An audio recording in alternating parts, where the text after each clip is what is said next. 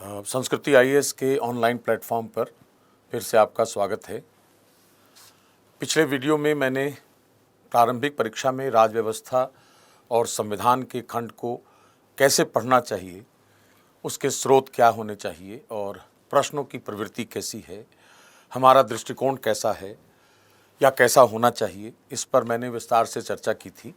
वो आपने देखा होगा और मुझे विश्वास है कि उससे बहुत लाभान्वित भी हुए होंगे। आज जो हम लोगों को इस लेक्चर में बात करनी है वो यह है कि एक प्रश्नोत्तर कार्यक्रम के तौर पर आज की वीडियो में मैं यह बताने की कोशिश कर रहा हूं कि जो राज्य व्यवस्था विषय है हमारे पाठ्यक्रम का, खास तौर से प्रारंभिक परीक्षा में, उसमें प्रश्नों की जो संख्या है वो औसतन 10 से 15 प्रश्न तो आते ही हैं लगभग। कई बार ऐसा भी होता है कि उससे कुछ संख्या बढ़ भी जाए, लेकिन औसत अगर हम देखें तो 10 से 15 प्रश्न होते हैं। तो इस प्रश्नोत्तर कार्यक्रम का जो उद्देश्य है, मूल उद्देश्य, वह यह है कि हम कुछ प्रश्नों पर चर्चा करें जो विगत वर्षों में पूछे गए हैं और उनकी इस रूप में व्याख्या समझें कि वो प्रश्न क्यों पूछा गया है। अगर उसमें कुछ ऐसी बात है जो शासन प्रशासन से संबंधित है तो उसकी बात को समझें, उसका कारण जानने की कोशिश करें कि परीक्षक ने क्यों ऐसा प्रश्न पूछा है।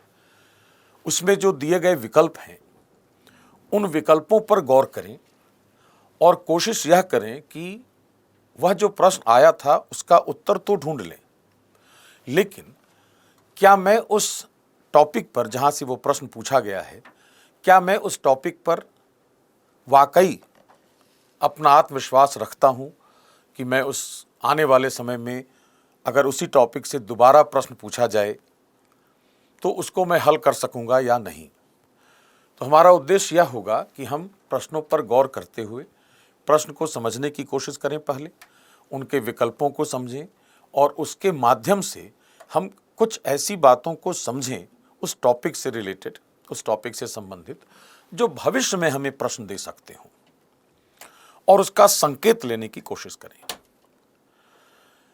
यह जो प्रश्नोत्तर कार्यक्रम होगा उसका लाभ इस रूप में मिलेगा कि हम एक तरफ प्रश्नों की भाषा पर भी पकड़ अपनी बना सकते हैं। जो संघ लोक सेवा आयोग जिस तरीके की भाषा का प्रयोग करता है उस भाषा को समझने की कोशिश भी होगी और प्रयास भी होगा, और किस तरह के विकल्प रखे जाते हैं। जो आमतौर पर जो अभ्यर्थी है, जो तैयारी कर रहा है, उसमें से आप बहुत सारे लोगों ने महसूस किया होगा कि जो 4 विकल्प होते हैं उनमें बहुत बार ऐसा होता है कि 2 विकल्प तो हम मान कर चलते हैं या हम जानते हैं कि ये 2 विकल्प इस प्रश्न का उत्तर नहीं है, लेकिन बाकी के जो 2 विकल्प हैं उसमें हम उलझ जाते हैं और हमारा संदेह होता है कि पता नहीं यह उत्तर सही है या यह सही है, और उसमें हम आत्मविश्वास अपना खोने लगते हैं और अधिकांशतः उसमें गलतियां भी हो जाती हैं। तो विकल्पों पर गौर करना इसलिए भी आवश्यक है कि आखिर वो विकल्प क्यों रखा गया। इसके अलावा भी बहुत सारे विकल्प रखे जा सकते थे उस प्रश्न में, तो वहां तक हमारी कोशिश होगी कि हम उसको समझने की कोशिश करें। यही इस लेक्चर का मूल उद्देश्य है। तो हम लोग शुरुआत कर रहे हैं जिस टॉपिक से, उसमें संविधान का एक बुनियादी परिचय है। कुछ प्रश्न हम उसमें उद्देशिका के रखेंगे और कुछ भाग 1 से रखेंगे जो संघ और उसका राज्य क्षेत्र है, अनुच्छेद 1 से 4 तक। इन क्षेत्रों से हालांकि प्रश्नों की संख्या बाकी जो अध्याय हैं राज्य व्यवस्था के या संविधान के, उनकी तुलना में इन क्षेत्रों से प्रश्नों की संख्या तुलनात्मक रूप से कम होती है, लेकिन हमारे लिए हर एक प्रश्न उतना ही महत्वपूर्ण है, क्योंकि हमारी सफलता और असफलता एक प्रश्न पर भी निर्भर करती है। इसलिए यह सोचना कि इससे कम प्रश्न आते हैं इसलिए यह टॉपिक या यह जो अध्याय है यह कम महत्वपूर्ण है, यह एक गलत अवधारणा होगी। इसलिए हमें हर प्रश्न पर उतना ही गंभीरता से, उतना ही ध्यान देकर सोचने समझने की आवश्यकता है।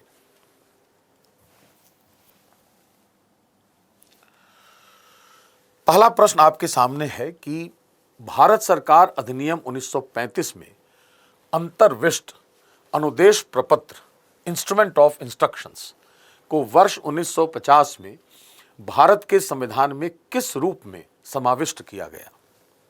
2010 का प्रश्न है यह। आईएएस 2010 का प्रश्न है।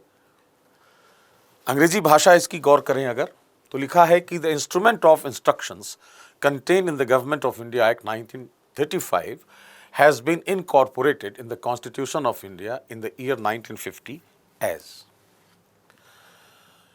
यह जो प्रश्न है यह आमतौर पर हमें लग रहा है कि संविधान के इतिहास से है, चूंकि government of India act Bharat शासन अधिनियम 1935 है। इसमें भारत शासन अधिनियम 1935 भारत के संविधान का सबसे महत्वपूर्ण संरचनात्मक स्रोत है।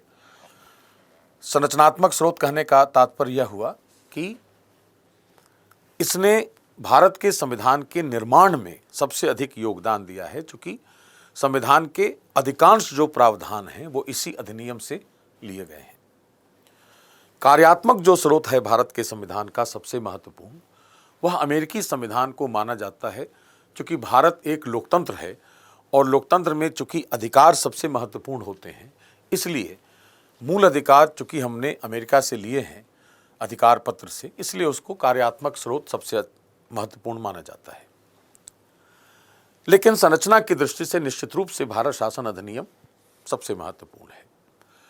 अब इस प्रश्न के जितने भी विकल्प हैं, मूल अधिकार पहला विकल्प है, राज्य की नीति के निदेशक तत्व, राज्य की कार्यपालिका शक्ति का विस्तार, भारत सरकार के कार्य का संचालन, ये चार विकल्प दिए हैं। परीक्षक ने हमसे यह पूछने की कोशिश की है कि इंस्ट्रूमेंट ऑफ इंस्ट्रक्शंस को कहां रखा गया है। अभी जैसे मैंने कहा कि प्रश्न क्यों पूछा गया, तो यह जो अधिनियम है, यह भी मैंने बताया आपको कि यह अधिनियम सबसे महत्वपूर्ण संरचनात्मक स्रोत है भारत के संविधान का, और जो भी संविधान पढ़ रहा है उसको यह जानकारी अवश्य होनी चाहिए कि इन स्रोतों में सबसे महत्वपूर्ण कौन है। तो अपने महत्व के कारण इस रूप में यह प्रश्न पूछा गया है।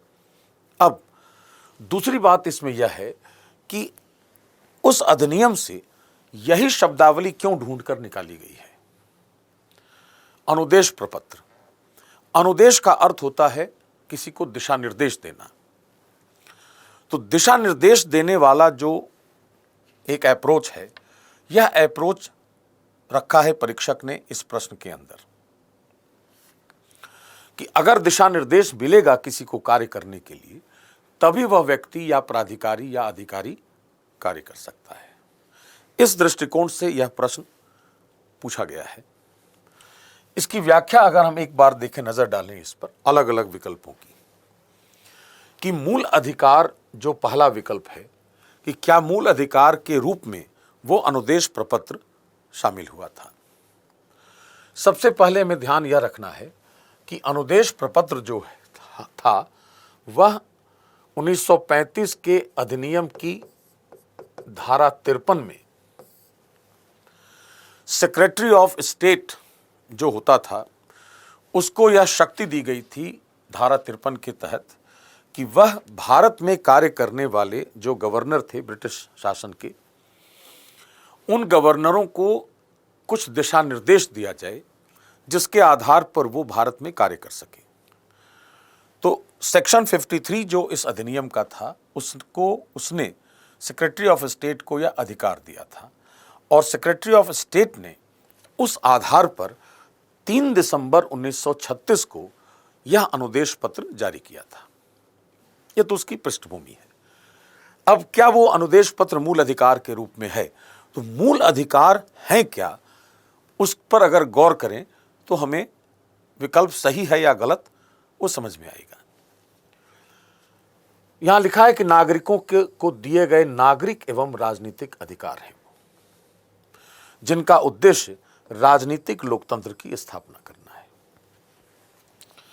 नागरिक एवं राजनीतिक अधिकार क्या होते हैं? नागरिक अधिकार उनको कहते हैं जो हमें सामाजिक व्यवस्था से मिलते हैं, जैसे अस्पृश्यता के अंत का प्रावधान करने वाला जो अधिकार है, अनुच्छेद 17, वह एक नागरिक अधिकार है। या कोई भी अभिव्यक्ति की स्वतंत्रता, विधि के समक्ष समानता, सब सामाजिक व्यवस्था से उभरने वाले अधिकार हैं। लेकिन अगर नागरिक अधिकारों की रक्षा करनी है तो उसका संबंध राज्य से, कानून से होना ही चाहिए। क्यों ऐसा है?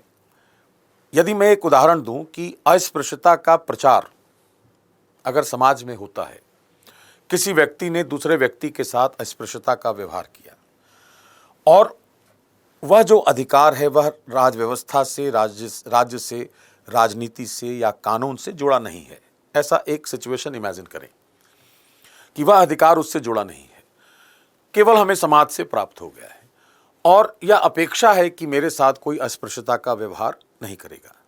लेकिन अगर किसी ने ऐसा कर दिया तो मैं कहां जाऊंगा अपने उस अधिकार के संरक्षण के लिए? अगर समाज ने वह अधिकार मुझे दिया है तो समाज में ऐसी कौन सी संस्था होगी जिसके पास मैं यह जाकर यह दावा करूं कि अमुक व्यक्ति ने मेरे साथ ऐसा व्यवहार किया है और उसे दंड दिया जाए? यह संभव नहीं है, क्योंकि ऐसी संस्था काम नहीं करती। इसका मतलब है कि विधि की भाषा में एक वाक्य लिखा जाता है कि violation of civil right, only civil right, violation of only civil right is not an offence. केवल नागरिक अधिकार का उल्लंघन अपराध नहीं है, लेकिन हमें रहना उसी सामाजिक व्यवस्था में है। तो जब सामाजिक व्यवस्था में रहना है तो हमें उस अधिकार का संरक्षण हमें प्राप्त होना ही चाहिए। इसलिए समाज को गवर्न करने वाला जो शासन है, जो राज व्यवस्था है, जो संविधान है, जो विधि है उस देश की, उस विधि, उस राज व्यवस्था, उस राजनीति के साथ उसका संबंध अवश्य होना चाहिए। तभी उस नागरिक अधिकार का संरक्षण हो सकता है। इसलिए राज व्यवस्थाओं के विकसित होने के बाद नागरिक अधिकारों को राजनीति से जोड़ दिया गया, इसलिए उनका नाम हो गया नागरिक एवं राजनीतिक अधिकार, सिविल एंड पॉलिटिकल राइट्स। अब क्या है कि अब किसी नागरिक अधिकार का उल्लंघन अगर होगा तो हम न्यायालय की शरण ले सकते हैं कि न्यायालय हमें उस अधिकार का संरक्षण करने के लिए राज्य पर दबाव बनाए। तो जो हमारे मूल अधिकार हैं भाग 3 में, वो अनिवार्यतः या अपनी प्रकृति में नागरिक एवं राजनीतिक अधिकार हैं। अधिकारों का संरक्षण या अधिकारों की व्याख्या लोकतंत्र का गुण है, सबसे महत्वपूर्ण गुण। लोकतंत्र में सबसे महत्वपूर्ण अधिकार है। चूंकि ये राजनीतिक अधिकार हैं, इसलिए लोकतंत्र की प्रकृति भी राजनीतिक है। तो यह कहा जाएगा कि हमने अपने संविधान में नागरिक एवं राजनीतिक अधिकारों को मूल अधिकार बनाकर राजनीतिक लोकतंत्र को संस्थागत रूप दिया है। संस्थागत रूप देने का अर्थ हो गया कानूनी दर्जा देना, नियमबद्ध बना देना। तो हमने राजनीतिक लोकतंत्र की स्थापना कराई है भारत में ऐसे अधिकार प्रदान करके। अब यह जो विकल्प है हमारे सामने प्रश्न का कि अनुदेश पत्र किस रूप में शामिल है, अभी भी जैसा मैंने कहा कि अनुदेश पत्र में दिशा निर्देश है। यह दिशा निर्देश नहीं है, यह हमारे अधिकारों की एक व्याख्या है कि अधिकार किस रूप में हमारे सामने रखे गए हैं। इसलिए यह जो विकल्प है, यह विकल्प इस प्रश्न का उत्तर नहीं हो सकता। दूसरा है, अगर हम यहां देखें, पहले सी को पहले देख लें कि कार्यपालिका शक्ति का विस्तार। कार्यपालिका शक्ति का अर्थ होता है कि जो संविधान में जिस विषय पर कानून बनाना, जो कार्य करने के लिए संविधान में लिखा गया है, वही कार्यपालिका शक्ति है। थोड़ी सी बात यहां समझने की कोशिश कीजिए कि हमें भारत के संविधान के अनुच्छेद 53(1) में यह पढ़ने को मिलेगा कि संघ की समस्त कार्यपालिका शक्तियां राष्ट्रपति में निहित होंगी। लेकिन उस कार्यपालिका शक्ति को परिभाषित नहीं किया है इस अनुच्छेद ने। अब राष्ट्रपति को पता है कि सारी शक्तियां उसके पास हैं, वो कौन सी शक्ति है यह उसे जानकारी नहीं है। तो उसके लिए संविधान निर्माताओं ने एक और अनुच्छेद रखा 73, जिसमें लिखा है संघ की कार्यपालिका शक्ति का विस्तार, extent of the executive power of the union, कहां तक विस्तृत है। उसमें यह लिखा गया कि कार्यपालिका शक्ति का विस्तार उन विषयों तक होगा, संघ की उन विषयों तक होगा जिनका उल्लेख 7वीं अनुसूची की संघ सूची में है। वो सारे विषय कार्यपालिका शक्ति के विस्तार के तहत आ जाते हैं। तो यह जो विकल्प है यह कार्यपालिका शक्ति के विस्तार का उल्लेख करता है, न कि हमें ऐसी कोई बात बताता है कि किसी ने हमें दिशा निर्देश दिया है। अब यह जो बात अभी मैंने बताई, यहां से भविष्य के प्रश्न आपके लिए बन सकते हैं इस कार्यपालिका शक्ति के विस्तार को लेकर। तथ्यात्मक बन सकते हैं कि कार्यपालिका शक्ति के विस्तार का उल्लेख भारत के संविधान में कहां है, तो अनुच्छेद 73 उसका उत्तर होगा। कार्यपालिका शक्ति का उल्लेख कहां है, तो वह अनुच्छेद 53 खंड 1 है।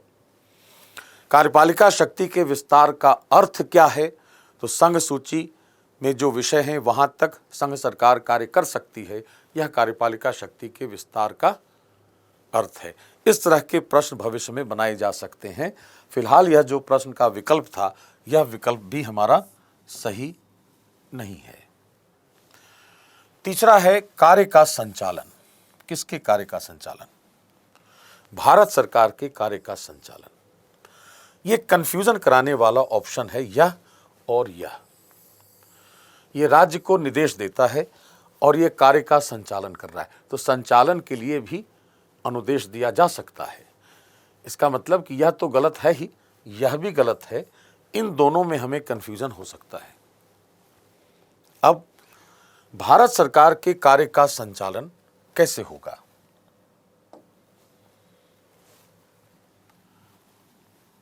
भारत में विधि के शासन के तहत निदेशक तत्वों से प्रेरणा लेकर बनाई गई विधियों के अनुरूप कार्य संचालन होता है। एक वाक्य लिखा है कि विधि का शासन है भारत में, इससे हम इनकार नहीं कर सकते, और विधि के शासन की संकल्पना अनुच्छेद 14 से विकसित है, यह भी हम जानते हैं। विधि के समक्ष समानता है और विधियों का समान संरक्षण है, यही विधि के शासन का मूल तत्व है भारत में। तो विधियों के अंदर ही भारत सरकार के कार्यों का संचालन होगा। अब भारत सरकार के कार्य का संचालन कौन करेगा? तो अनुच्छेद 77 में यह लिखा है कि भारत सरकार की समस्त कार्यवाहियां राष्ट्रपति के नाम से की हुई कही जाएंगी। भारत सरकार की समस्त कार्यवाहियां राष्ट्रपति के नाम से की हुई कही जाएंगी। तो राष्ट्रपति उसके कार्यों का संचालन करेगा। तो राष्ट्रपति को दिशा निर्देश मिलना चाहिए इस आधार पर। लेकिन राष्ट्रपति काम कैसे करता है? तो फिर से 53(1) पर आ जाएं, तो वह यह कह रहा है कि संघ की समस्त कार्यपालिका शक्तियां राष्ट्रपति में निहित होंगी, जिनका प्रयोग वह स्वयं या अपने अधीनस्थ के माध्यम से करेगा। और राष्ट्रपति जब कार्य करता है तो उसके लिए मंत्रिपरिषद के परामर्श की आवश्यकता होती है, या ऐसा कह लें अनिवार्य है मंत्रिपरिषद का परामर्श। और मंत्रिपरिषद को जो परामर्श देना है उसके लिए उसे विधि बनानी पड़ेगी परामर्श देने के बाद, और विधि बनाने के लिए उसे निदेशक तत्वों की ओर देखना होगा, क्योंकि निदेशक तत्वों में लिखा है कि राज्य का यह कर्तव्य है कि वह विधि निर्माण करने में इन निदेशक तत्वों का प्रयोग करे। अनुच्छेद 37 में यह लिखा है कि इस भाग में अधिकथित तत्व देश के शासन के मूलभूत हैं और विधि निर्माण में इनका प्रयोग करना राज्य का कर्तव्य होगा। तो जब मंत्रिपरिषद को परामर्श देना है राष्ट्रपति को, तब राष्ट्रपति भारत सरकार के कार्यों का संचालन करेगा और मंत्रिपरिषद को विधि बनानी होगी। विधि बनाने के लिए निदेशक तत्वों पर जाना होगा। तो जो कार्य का संचालन है वह विधि के तहत होता है, इसलिए यह विकल्प भी हमारा सही नहीं है। विधि बनाने के लिए जो दिशा निर्देश दिया गया है वही दिशा निर्देश अनुदेश पत्र से प्राप्त हुआ है। जो दिशा निर्देश कौन सा है? वह दिशा निर्देश है राज्य की नीति के निदेशक तत्व। इसका अर्थ हुआ कि इंस्ट्रूमेंट ऑफ इंस्ट्रक्शंस जो भारत शासन अधिनियम 1935 की धारा 53 से प्रेरित है या से उत्पन्न हुआ है, उसी इंस्ट्रूमेंट ऑफ इंस्ट्रक्शंस की मूल बातों को संविधान के भाग 4 में राज्य की नीति के निदेशक तत्वों के रूप में रखा गया है, न कि मूल अधिकारों के रूप में, न कि भारत सरकार के कार्य के संचालन के रूप में, और न ही राज्य की कार्यपालिका शक्ति के विस्तार के रूप में। लेकिन हमसे इस आधार पर उत्तर तो हमने यह ढूंढ लिया राज्य की नीति के निदेशक तत्व, लेकिन हमसे परीक्षक की यह अपेक्षा है कि आप मूल अधिकारों, कार्यपालिका शक्ति के विस्तार, भारत सरकार के कार्यों के संचालन की मूल तत्वों की समझ भी रखें, जिसके आधार पर आप इस प्रश्न का उत्तर ढूंढ सकते थे या ढूंढ सकते हैं। और यह जो 3 विकल्प हमारे सामने और आए, ये भविष्य के लिए भी एक नए टॉपिक के तौर पर परीक्षक के सामने होंगे कि वहां से भी ऐसे कुछ प्रश्न बनाए जा सकते हैं। दूसरा प्रश्न देखें कि निम्नलिखित कथनों पर विचार कीजिए। संवैधानिक सरकार वह है जो राज्य की सत्ता के हित में व्यक्ति की स्वतंत्रता पर प्रभावकारी प्रतिबंध लगाती है। जो व्यक्ति की स्वतंत्रता के हित में राज्य की सत्ता पर प्रभावकारी प्रतिबंध लगाती है। उपर्युक्त कथनों में से कौन सा सही है? इस प्रश्न की विशेषता क्या है? इसमें लिखा है निम्न कथनों पर विचार कीजिए। विचार करने का क्या तात्पर्य? सोचना है आपको। इसका मतलब तथ्य नहीं है, यह संकल्पना है, यह विश्लेषण है जिस पर आपको विचार करना है। तो जहां जहां ऐसे प्रश्न आते हैं कि निम्न कथनों पर विचार कीजिए, वो संकल्पनात्मक होंगे या सिद्धांत आधारित होंगे या विश्लेषण आधारित होंगे। तो हमें यह पता नहीं है कि किस भाग से, किस टॉपिक से कौन सा प्रश्न आएगा। तथ्य भी आ सकता है, लेकिन विश्लेषण आधारित भी हो सकता है, विचार आधारित मतलब सिद्धांत आधारित भी हो सकता है, और संकल्पना आधारित भी हो सकता है। तो यह जो प्रश्न है, चूंकि यह लिखा है विचार करने के लिए, तो स्वाभाविक है यह प्रश्न संकल्पना या सिद्धांत या विश्लेषण से प्रेरित है।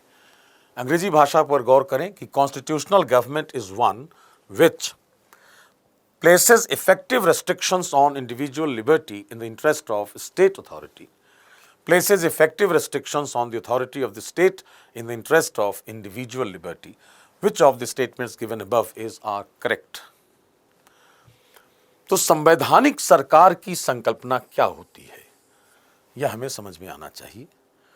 सरकार, कौन सी सरकार असंवैधानिक होती है? पहला प्रश्न दिमाग में आएगा कि क्या कोई ऐसी सरकार भी हो सकती है किसी देश में जो अनकॉन्स्टिट्यूशनल हो, जो असंवैधानिक हो? उत्तर मिलेगा नहीं, ऐसा हो ही नहीं सकता, क्योंकि राजनीति का पहला गुण ही है वैधता। राजनीति 2 ही चीजों पर आधारित होती है,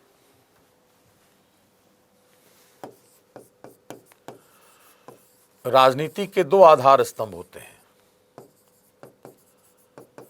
एक को कहते हैं वैधानिकता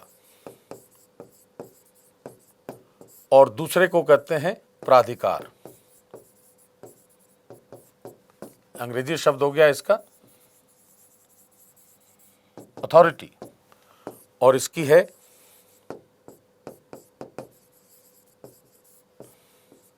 लेजिटिमेसी। बिना वैधानिकता के राजनीति काम नहीं कर सकती, और जब तक वैधानिकता नहीं होगी तब तक प्राधिकार भी नहीं हो सकता। क्यों? क्योंकि प्राधिकार को कहते हैं, जिसको सत्ता भी कहते हैं, उसको कहते हैं विधि के तहत दी गई शक्ति, उसको कहते हैं प्राधिकार। तो अगर कोई सरकार है जिसके बारे में लिखा है संवैधानिक सरकार, तो हमारे दिमाग में पहला प्रश्न आएगा कि क्या कोई सरकार असंवैधानिक भी हो सकती है? तो यह उत्तर है नहीं। लेकिन अगर नहीं है असंवैधानिक, तो संवैधानिक सरकार क्यों लिखा? इसका मतलब है कि इसके पीछे कोई ना कोई विचार, कोई ना कोई सिद्धांत अवश्य शामिल होगा, और वह विचार और सिद्धांत जो है वह क्या है? वह है संविधानवाद।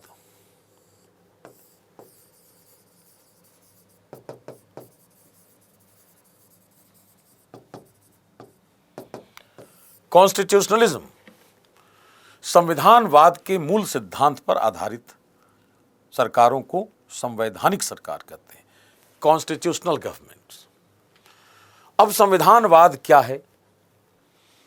संविधान का विचार है वह, साधारण भाषा में उसको क्या कहें, वाद का मतलब विचार हो गया, तो संविधान का विचार है वह। संविधान का विचार क्या होगा कि राज्य के प्राधिकार या राज्य की शक्ति और नागरिकों की शक्ति मतलब अधिकार दोनों संघर्षरत नहीं होने चाहिए। तो राज्य और नागरिक के बीच का जो शक्ति संबंध है वह संतुलित होना चाहिए। नागरिकों के अधिकार और राज्य के प्राधिकार, liberty of the citizens and authority of the state, इन दोनों के बीच संतुलन होना चाहिए। दोनों के में से किसके पास शक्ति अधिक है? तो जिसके पास प्राधिकार होगा उसकी शक्ति तुलनात्मक रूप से ज्यादा होगी। तो नागरिक की तुलना में राज्य अधिक शक्तिशाली प्रतीत होता है। इसलिए हमारे अधिकारों के उल्लंघन की आशंका राज्य की ओर से ज्यादा है, बशर्ते कि इसके बदले कि हम अपने अधिकारों के प्रयोग से राज्य को चुनौती दें। जितनी आशंका हमारे अधिकारों के अति उपयोग से राज्य के खतरे की है, उससे कहीं ज्यादा आशंका है कि राज्य जब अपनी शक्ति का प्रयोग करेगा तो हमारे अधिकारों का उल्लंघन होगा। और यदि राज्य स्वेच्छाचारी हो गया, स्वच्छंद हो गया अपनी बात कहने के लिए और अपना कार्य करने के लिए, तो उसमें तानाशाह जैसी प्रवृत्तियां विकसित हो जाती हैं। जैसे उदाहरण लें कि जब 1975 में आंतरिक अशांति के नाम पर आपातकाल लगाया गया था तो हमारे अधिकार सीमित हो गए थे। कौन से? 20 और 21 भी, जीवन का अधिकार भी। इसी कारण हमने 44वें संशोधन से क्या किया कि 20 और 21 को छोड़कर अधिकारों के प्रवर्तन का निलंबन होगा, यह प्रावधान किया। क्योंकि यह खतरा बढ़ गया था कि हमारे जीवन के अधिकार का भी हनन हो रहा था उस दौरान। कब? जब राज्य ने आपातकाल की घोषणा करके अपनी शक्ति का विस्तार किया था। तो यह तय है कि जब राज्य के प्राधिकार या राज्य की शक्ति और नागरिकों के अधिकारों के बीच अगर कोई क्लैश होता है तो खतरा ज्यादा यह होगा कि राज्य अपनी शक्ति के दुरुपयोग से हमारे अधिकारों का उल्लंघन कर सकता है। इसलिए जो राज्य या जो राष्ट्र, जो देश संविधानवाद से चलते हैं, उनका उद्देश्य होता है कि राज्य की शक्तियों को सीमित करे, एक सीमा तय करे उसकी कि आप यहां से आगे नहीं बढ़ सकते। उदाहरण दे रहा हूं फिर अनुच्छेद 14 का भारत के संविधान से कि राज्य प्रत्येक व्यक्ति को विधि के समक्ष समता से या विधियों के समान संरक्षण से वंचित नहीं करेगा। किसी व्यक्ति को उसके प्राण या दैहिक स्वतंत्रता के अधिकार से विधि द्वारा स्थापित प्रक्रिया के तहत ही वंचित किया जाएगा, अन्यथा नहीं। ये सब जो नहीं नहीं शब्द हैं, ये सब राज्य की सीमा तय करते हैं। तो संविधानवादी जो विचार है वह सीमित सरकार का विचार है कि राज्य की शक्तियों को सीमित होना ही चाहिए ताकि हमारे अधिकारों पर कोई खतरा उत्पन्न नहीं हो। तो संविधानवाद की संकल्पना पर आधारित यह प्रश्न है और आपके लिए यहां मैंने एक्सप्लेन कर दिया है इसको कि संविधानवाद है क्या। तो सीमित सरकार की संकल्पना है जिसकी व्याख्या भी मैंने की है। व्यक्ति की स्वतंत्रता के संरक्षण के लिए राज्य के प्राधिकार की सीमा का निर्धारण करता है यह, जिससे क्या होगा कि राज्य की संभावित स्वेच्छाचारिता पर नियंत्रण होगा और राज्य नागरिक शक्ति संबंधों का संतुलन होगा। यह हमारा विचार है संविधानवादी। अब दोबारा अगर उस प्रश्न पर गौर करें तो क्या है, संवैधानिक सरकार वह है जो संविधानवाद पर आधारित है, जो राज्य की सत्ता के हित में व्यक्ति की स्वतंत्रता पर प्रभावकारी प्रतिबंध लगाती है। किस पर लगाती है? राज्य की सत्ता पर, व्यक्ति की स्वतंत्रता पर नहीं। इसका मतलब कि यह जो स्टेटमेंट है यह गलत स्टेटमेंट है। जो व्यक्ति की स्वतंत्रता के हित में राज्य की सत्ता पर प्रभावकारी प्रतिबंध लगाती है, this is the correct statement जो कॉन्स्टिट्यूशनल गवर्नमेंट को एक्सप्लेन करता है। इसलिए हमारा उत्तर क्या हो गया? केवल 2014 का प्रश्न है यह, आईएएस 2014 का, तो केवल 2 उसका उत्तर है। तो उत्तर यहां तो मिल गया हमें समझना क्या है कि संविधानवाद क्या होता है। यहां पर भाषा रखी गई है संवैधानिक सरकार।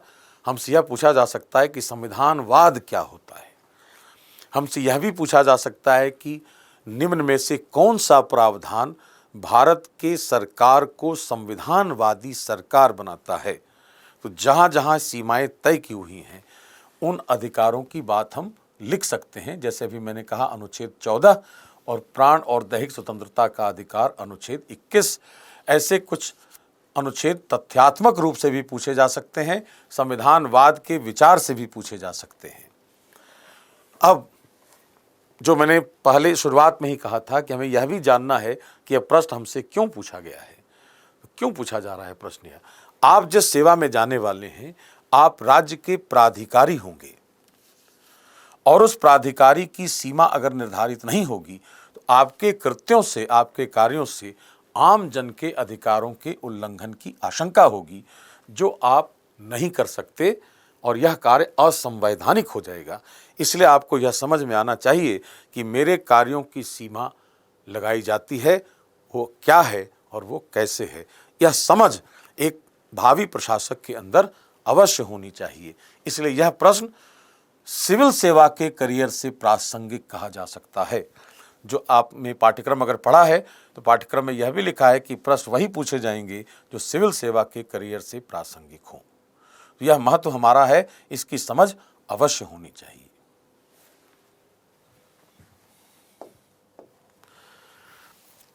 तीसरा प्रश्न हमारे सामने है कि निम्नलिखित उद्देश्यों में से कौन सा एक भारत के संविधान की उद्देशिका में सन्निविष्ट नहीं है। भाषा पर गौर कीजिए। सन्निविष्ट, इम्बॉडिड, उसके शरीर के अंदर, इसका मतलब उसकी आत्मा का भाग है, वह उसकी आत्मा के अंदर है, शरीर के अंदर है, वह दिखती नहीं है। सन्निविष्ट का अर्थ यह हो गया, embodied. तो which one of the following objectives is not embodied in the preamble to the Constitution of India? Liberty of thought, economic liberty, liberty of expression and liberty of belief. विचार की स्वतंत्रता, आर्थिक स्वतंत्रता, अभिव्यक्ति की स्वतंत्रता और विश्वास की स्वतंत्रता। आईएएस 2017 का प्रश्न है। या फिर आपको यह पूछने की कोशिश की गई है कि क्या आपको इस शब्द का अर्थ भी समझ में आता है। शब्दों के अर्थ की समझ अनिवार्य है भाषा पर पकड़ बनाने के लिए। अब निम्नलिखित उद्देश्यों में से कौन सा एक भारत के संविधान की उद्देशिका में सन्निविष्ट नहीं है। जितने हैं बाकी 3 वो संविधान की उद्देशिका के उद्देश्य हैं संविधान के। ये तो समझ में आ गया यहीं से कि संविधान की उद्देशिका में जो भारत के लिए उद्देश्य रखे गए हैं उन्हीं उद्देश्यों पर प्रश्न बनाया गया है, और उद्देशिका की समझ अगर नहीं होगी तो प्रशासक कार्य ही नहीं कर सकता, किस लिए कार्य कर रहा है वह, यह समझ उसकी होनी चाहिए। तो उद्देशिका से जो प्रश्न बनता है वो आमतौर पर उसके उद्देश्यों या उससे संबंधित जो बातें होती हैं उनसे बनता है। अब विचार की स्वतंत्रता है, सभी तक स्वतंत्रता है, यह हमारी लिबर्टी की बात कर रही है केवल, because in democracy liberty is the most important. स्वतंत्रता सबसे महत्वपूर्ण है लोकतंत्र के लिए। तो हमारे संविधान की उद्देशिका में न्याय है, स्वतंत्रता है, समानता है, बंधुता है, 4 लोकतांत्रिक मूल्य रखे गए हैं। इनमें जैसे समानता के लिए लिखा गया है प्रतिष्ठा की समानता और अवसर की समानता, न्याय के लिए लिखा गया है सामाजिक, आर्थिक, राजनीतिक न्याय, बंधुता के लिए लिखा गया है व्यक्ति की गरिमा, राष्ट्र की एकता और अखंडता। उसी तरीके से स्वतंत्रता के लिए क्या लिखा गया है कि अभिव्यक्ति की होनी चाहिए, विचार की होनी चाहिए, विश्वास की होनी चाहिए, धर्म की होनी चाहिए, उपासना की होनी चाहिए। आर्थिक स्वतंत्रता का उल्लेख उसमें नहीं है। क्यों? कि आर्थिक स्वतंत्रता व्यक्ति को तब दी जाती है जब वह राष्ट्र पूंजीवादी प्रकृति का होता है। उदारवाद या पूंजीवाद प्रकृति का जब होता है तब आर्थिक स्वतंत्रता दी जाती है। कारण उसका क्या है कि पूंजीवाद का अर्थ यह हो गया कि हम पूंजी का संचय करेंगे। तो जब निजी स्वतंत्रता दे देंगे हम किसी को आर्थिक, तो वह पूंजी का संचय करेगा। तो जो राष्ट्र पूंजीवादी है, जैसे अमेरिका डेमोक्रेटिक कैपिटलिज्म, लोकतांत्रिक पूंजीवाद है, तो वहां पर व्यक्ति को निजी स्वतंत्रता प्राप्त है आर्थिक। भारत में क्या स्थिति है कि भारत का संविधान पूंजीवादी नहीं है, न हो सकता है।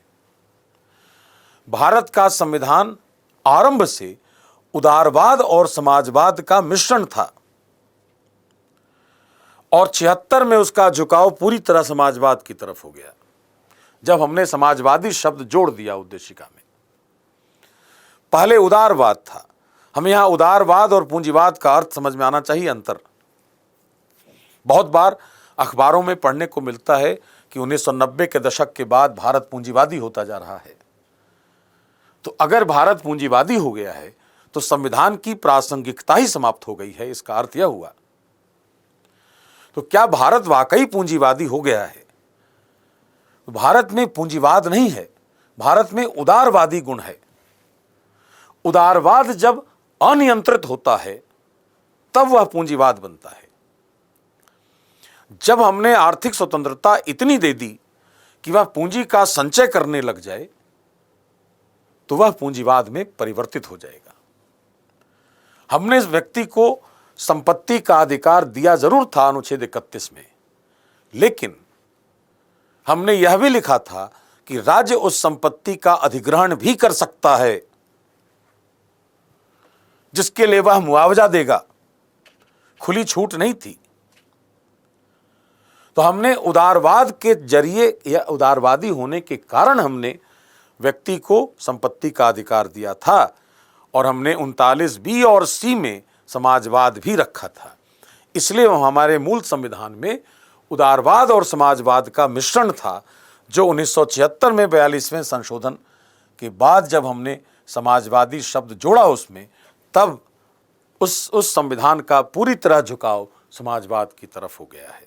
और आज जो संपत्ति का अधिकार है, उस संपत्ति की ऊपरी सीमा का निर्धारण राज्य द्वारा बनाई गई विधि करती है, इसलिए वह एक विधिक अधिकार बन गया है अनुच्छेद 300 क में। इसलिए यह कहा जाएगा कि जो हमारी उद्देशिका है, उस उद्देशिका में स्वतंत्रताएं बहुत तरह की हैं। विचार की भी है, अभिव्यक्ति की भी है, विश्वास की है, धर्म की है, उपासना की है, आर्थिक नहीं है।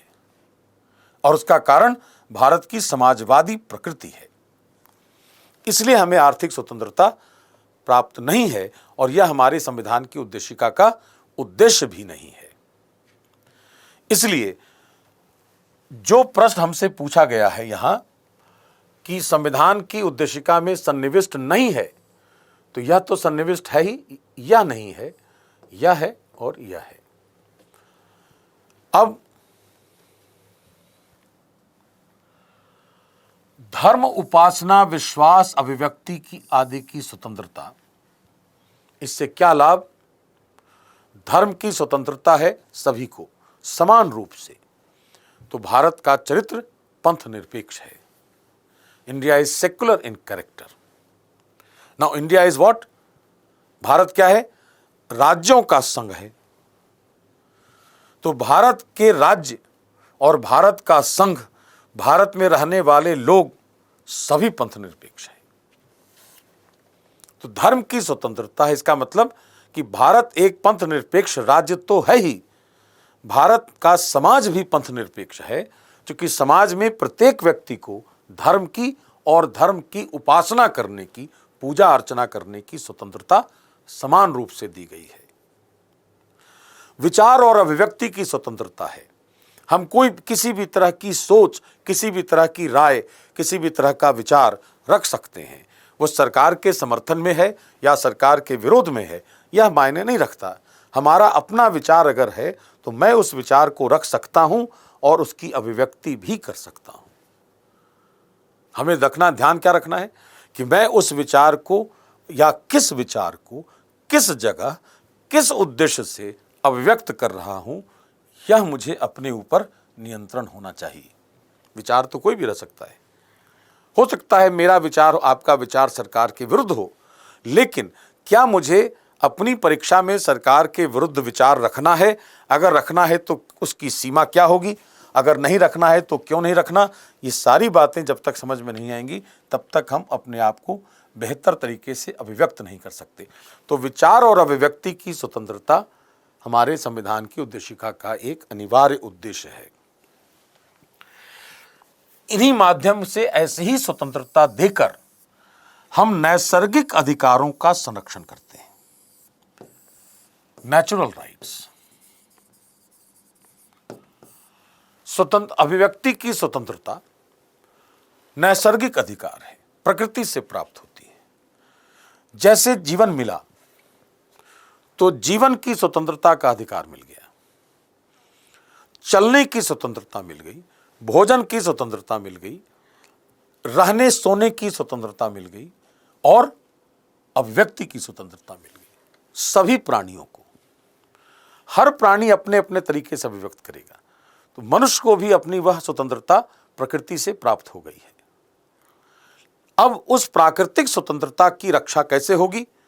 अगर सरकार ने हमें, संविधान ने हमें, राज्य ने हमें कुछ ऐसी मौलिक स्वतंत्रताएं दे दी तो हम उस प्राकृतिक स्वतंत्रता के अधिकार की रक्षा कर सकते हैं।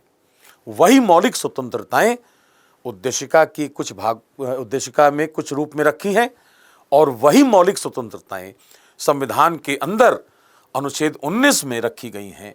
अनुच्छेद 19 खंड 1 उपखंड क 19(1)(a) और धर्म और उपासना की स्वतंत्रता के अधिकार हमें अनुच्छेद 25 से 28 के बीच दिए गए हैं।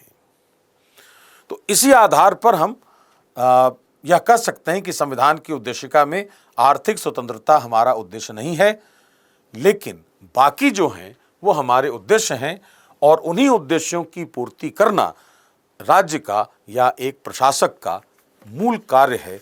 यही उसका नैतिक और विधिक दायित्व है।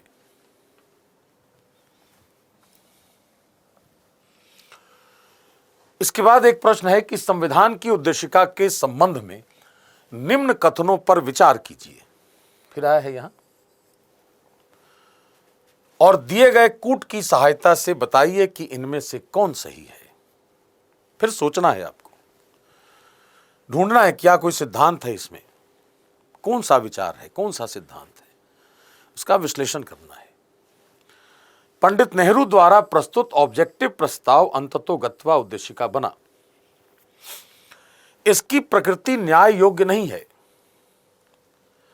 इसका संशोधन नहीं किया जा सकता और संविधान के विशिष्ट प्रावधानों को यह रद्द नहीं कर सकता। ये 4 स्टेटमेंट हमारे सामने। Consider the following statements about the preamble of the Constitution and state which of them are correct with the help of courts. The objective resolution proposed by Pandit Nehru ultimately became the preamble. It is not justiciable. न्यायालय में नहीं ले जा सकते. It cannot be amended. It cannot override the specific provisions of the Constitution.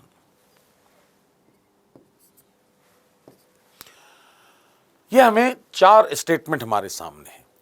उद्देशिका की समझ होनी चाहिए हमारे अंदर, तभी हमें यह पता चलेगा. यह तो उद्देशिका के स्रोत की बात कर रहा है. पहला जो वक्तव्य है यह उद्देशिका के स्रोत की बात कर रहा है. संकल्पना भी है, इसमें तथ्य भी है. अब यह कहा जाए कि उद्देशिका न्याय योग्य नहीं है, तो उद्देशिका में है क्या? पहले तो हमने यह जान लिया तथ्य उसका कि मूल स्रोत उद्देश्य प्रस्ताव है 1946 का. यह सच्चाई है. इसके अलावा भी बहुत जगहों से हमने प्रेरणा ली है. आयरलैंड का संविधान 1937, अमेरिकी क्रांति, फ्रांसीसी क्रांति और रूसी क्रांति से हमने कुछ मौलिक सैद्धांतिक तत्व लिए हैं, जैसे स्वतंत्रता, समानता, बंधुता, पंथनिरपेक्षता, इस तरह के कुछ विचार, समाजवाद, इस तरह के कुछ विचार हमने इन 3 महत्वपूर्ण क्रांतियों से जो विश्व में हुई उनसे लिए हैं, प्रेरित हुए हैं हम. लेकिन हमारा मूल स्रोत जो है वह पंडित नेहरू ने जो ऑब्जेक्टिव रेजोल्यूशन बनाया था वही है. That is fine. अब ये बात है कि जब उद्देशिका बन गई तो उद्देशिका में है क्या, क्या रिफ्लेक्ट करता है वह? तो संविधान निर्माताओं के विचार की अभिव्यक्ति है वह. संविधान निर्माताओं ने जिस प्रकार के भारत की परिकल्पना की थी, उसी परिकल्पना को शब्द का जरिया प्रदान किया गया है. शब्दों में पिरो दिया है हमने उन विचारों को. कैसे? कि हम ऐसा चाहते हैं, हम ये चाहते हैं, ये मेरा विजन है. ये कार्यक्रम नहीं है कोई, या कोई अधिकार नहीं है कि हम उसका दावा करें. यह एक दूरदृष्टि है, यह विजन है, और यह हमारी सोच है कि हम भारत को ऐसा देखना चाहते हैं. कैसा? संपूर्ण प्रभुत्व संपन्न, कभी भी भारत के कार्यों में हस्तक्षेप नहीं हो. इसके बाद समाजवादी, समतामूलक वितरण हो, विभेद नहीं हो, न्यायोचित समाज हो, पंथ निरपेक्ष, धर्म को लेकर कभी कट्टरवाद, भाषा को लेकर कट्टरवाद नहीं हो, और लोकतांत्रिक अधिकारों का संरक्षण हो जहां, और उसका स्वरूप कैसा हो तो गणराज्यीय हो. यह हम चाहते हैं. हम यह भी चाहते हैं कि हमारे देश के सभी नागरिक को न्याय मिले, उनकी स्वतंत्रता की रक्षा हो, उनके साथ समान व्यवहार हो और उनके बीच बंधुता की भावना हो. यही सोचकर हमने 26 नवंबर 1949 को इस संविधान को अंगीकृत, अधिनियमित और आत्मार्पित किया है. इस संविधान को अंगीकृत कर लिया, अंग वस्त्र बना लिया, उसको अपने शरीर पर धारण कर लिया है हमने उसका अधिनियमन कर दिया, हमने उसको कानून का दर्जा दे दिया पारित करके, और हमने उसको अपने आप को सौंप दिया है, आत्मार्पित कर लिया है, अपने आप को अर्पित कर लिया है, ताकि हमारे ऊपर वह लागू होता है और हम भी उसका विरोध नहीं कर सकते. यही कहती है उद्देशिका. तो उद्देशिका संविधान निर्माताओं की सोच की शाब्दिक अभिव्यक्ति है. तो अगर यह हमारा विजन है तो विजन को कैसे न्याय में विचार के योग्य ला सकते हैं? इसलिए यह न तो न्याय योग्य है, न किसी को शक्ति देती है. यह हमें एक दृष्टि देती है, हमें बताती है कि आगे भविष्य में क्या करना है, हमें कैसे करना है. इसके लिए शक्ति की आवश्यकता है जो संविधान के अंदर के प्रावधानों से हमें प्राप्त होती है. इसलिए कहा जाता है कि उद्देशिका संविधान की अर्थपूर्ण शक्तियों का स्रोत नहीं है. It is not the source of substantive power, जिसके आधार पर कोई अधिकारी प्राधिकारी कार्य करेगा. ऐसी किसी अर्थपूर्ण शक्ति का स्रोत वह नहीं है। और जब तक अर्थपूर्ण शक्तियों का स्रोत नहीं है, इसलिए यह न्याय योग्य नहीं हो सकती। यह हमारी सोच का परिणाम है। यह हमारी संविधान निर्माताओं की बौद्धिकता, उनकी दूरदर्शिता, उनकी सोच की अभिव्यक्ति है जो शब्दों में पिरो दी गई है। संविधान के अस्पष्ट प्रावधानों की व्याख्या में सहायता कर सकती है यह। कैसे? कि अगर राष्ट्रपति ने अध्यादेश जारी करके कहा कि अमुक कार्य किया जाएगा, तो अमुक कार्य संविधान की उद्देशिका में निर्माताओं की सोच के अनुरूप जो बातें कही गई हैं, उससे संगत है या नहीं, यह देखेगा न्यायालय। अगर हमें बात समझ में नहीं आ रही कि संविधान कहना क्या चाहता है, तो उद्देशिका को सामने रख दिया जाएगा। अस्पृश्यता का अंत किया जाता है, एक जगह लिखा है। मानव दुर्व्यापार का अंत किया जाता है, अस्पृश्यता का अंत किया जाता है। क्या मतलब? क्यों किया जाता है? इसकी समझ हमें नहीं हो रही। तो हम उद्देशिका पर गौर करेंगे कि उद्देशिका क्या चाहती है। प्रतिष्ठा की समानता, किसी के साथ भेदभाव नहीं होगा। कोई भी व्यक्ति ऊंचा नीचा, ऊंची नीची श्रेणी में नहीं आएगा। सबके साथ समान व्यवहार होगा ताकि सभी को न्याय मिल सके। तो अगर अस्पृश्यता का प्रचार करते रहेंगे तो कुछ वर्गों को न्याय नहीं मिलेगा। यह समझ विकसित करने में उद्देशिका हमारी सहायता करती है, न कि वह न्यायालय में विचार के योग्य है। इस आधार पर हमारा जो प्रश्न है कि पंडित नेहरू द्वारा ऑब्जेक्टिव प्रस्ताव अंततोगत्वा उद्देशिका बना, यह कथन सही है। इसकी प्रकृति न्याय योग्य नहीं है। इसका संशोधन नहीं किया जा सकता। किया जा सकता है संशोधन की शक्ति संसद को प्राप्त है अनुच्छेद 368 के तहत, और वह कहीं भी संशोधन कर सकती है। 1973 के बाद जब केशवानंद भारती मामले में बुनियादी ढांचे के सिद्धांत की व्याख्या कर दी गई, तो किसी भी संशोधन से बुनियादी ढांचे के सिद्धांत के किसी अवयव का उल्लंघन नहीं होना चाहिए। यह सीमा है उसकी। हमने उद्देशिका में संशोधन किया है 1976 में, जबकि 73 में ही बुनियादी ढांचे का सिद्धांत विकसित हो गया था। फिर भी हमने संशोधन करके 3 शब्द जोड़े, समाजवादी, पंथनिरपेक्ष और अखंडता। लेकिन हमने संविधान की बुनियादी ढांचे के अवयवों को मजबूती प्रदान की इन शब्दों को जोड़कर, न कि उनका उल्लंघन किया। तो संशोधन किया जा सकता है यदि उस संशोधन से संविधान के बुनियादी ढांचे के किसी भी अवयव का उल्लंघन नहीं होता हो। तो संशोधन नहीं किया जा सकता, यह स्टेटमेंट गलत है। और संविधान के विशिष्ट प्रावधानों को यह रद्द नहीं कर सकता। इसका क्या अर्थ है कि संविधान के जो प्रावधान हैं उसको, वो अलग है बिल्कुल। ये बिल्कुल अलग, ये अभिव्यक्ति है, ये विचार है, वह तथ्य है, वो दिशा निर्देश है, वह अलग है, यह अलग है। उसको रद्द नहीं कर सकती क्योंकि यह अर्थपूर्ण शक्तियों का स्रोत नहीं है। इसलिए यह स्टेटमेंट भी सही है। इसका मतलब हुआ कि हमारा स्टेटमेंट सही हो गया। 1, 2 और 4। आपके सामने उत्तर कौन सा है? 1, 2 और 4। इसका उत्तर हो गया बी। बात फिर यहाँ प्रश्न का उत्तर ढूंढने की नहीं है। प्रश्न का उत्तर ढूंढने के साथ साथ हमने जो अभी बात कही उस पर मुख्य फोकस करना है हमें कि क्या हमें उद्देशिका वाकई समझ में आती है। इसके बाद हमारा प्रश्न है कि भारतीय संविधान का कौन सा भाग संविधान की आत्मा कहलाता है? मूल अधिकार, राज्य की निदेशक नीति के निदेशक तत्व, उद्देशिका और संवैधानिक उपचारों का अधिकार। Which part of the Indian Constitution has been described as the soul of the Constitution? Fundamental rights, directive principles of state policy, preamble, right to constitutional remedies. आत्मा का काम क्या है? आत्मा क्या है? ऊर्जा है, हमारे शरीर की ऊर्जा है वह। मैं आध्यात्म की बात नहीं कर रहा, मैं बात कर रहा हूं विधि और संविधान की।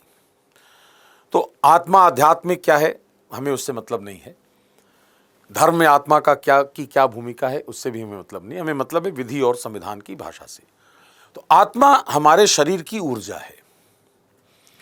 अगर संविधान का कोई भाग उसकी आत्मा है तो वही उसको ऊर्जा देगी, ये बहुत स्वाभाविक है।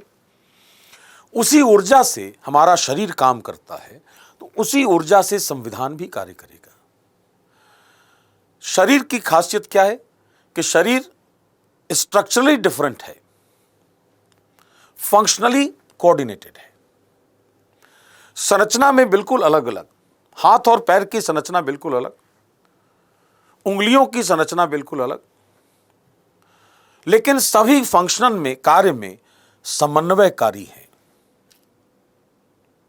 और यही समन्वय शरीर की विशेषता है, जीव की विशेषता है। तो संविधान के अंदर की संरचनाएं भिन्न हैं, लेकिन अगर उनका कोऑर्डिनेशन बेहतर नहीं होता तो जो उद्देश्य संविधान ने रखा है वह प्राप्त नहीं होगा।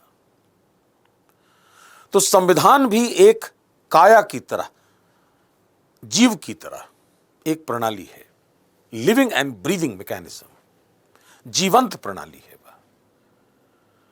और उसके अंदर भी वही बात है जो जीव की है कि उसकी संरचना अलग अलग है, कार्य में, व्यवहार में, आपस में सब संरचनाएं समन्वय करती हैं, तब जाकर उद्देश्य की प्राप्ति होती है। संरचना कौन सी? विधायिका, कार्यपालिका, न्यायपालिका, तीन नाम ले। तीनों के बीच अगर विरोध हो जाए, तीनों के बीच टकराव हो जाए, समन्वय समाप्त हो गया तीनों का, तो राज्य अपने लक्ष्य से विमुख हो जाएगा। तो तीनों की संरचना अलग अलग है, तीनों कार्य में समन्वय करते हैं। उसी समन्वय के लिए अलग अलग प्रावधान कराए गए। उसी समन्वय के लिए कहीं पर शक्ति पृथकीकरण है तो कहीं शक्ति समन्वय है। कहीं कार्यपालिका विधायिका के लिए उत्तरदायी है तो कार्यपालिका न्यायपालिका से अलग भी है।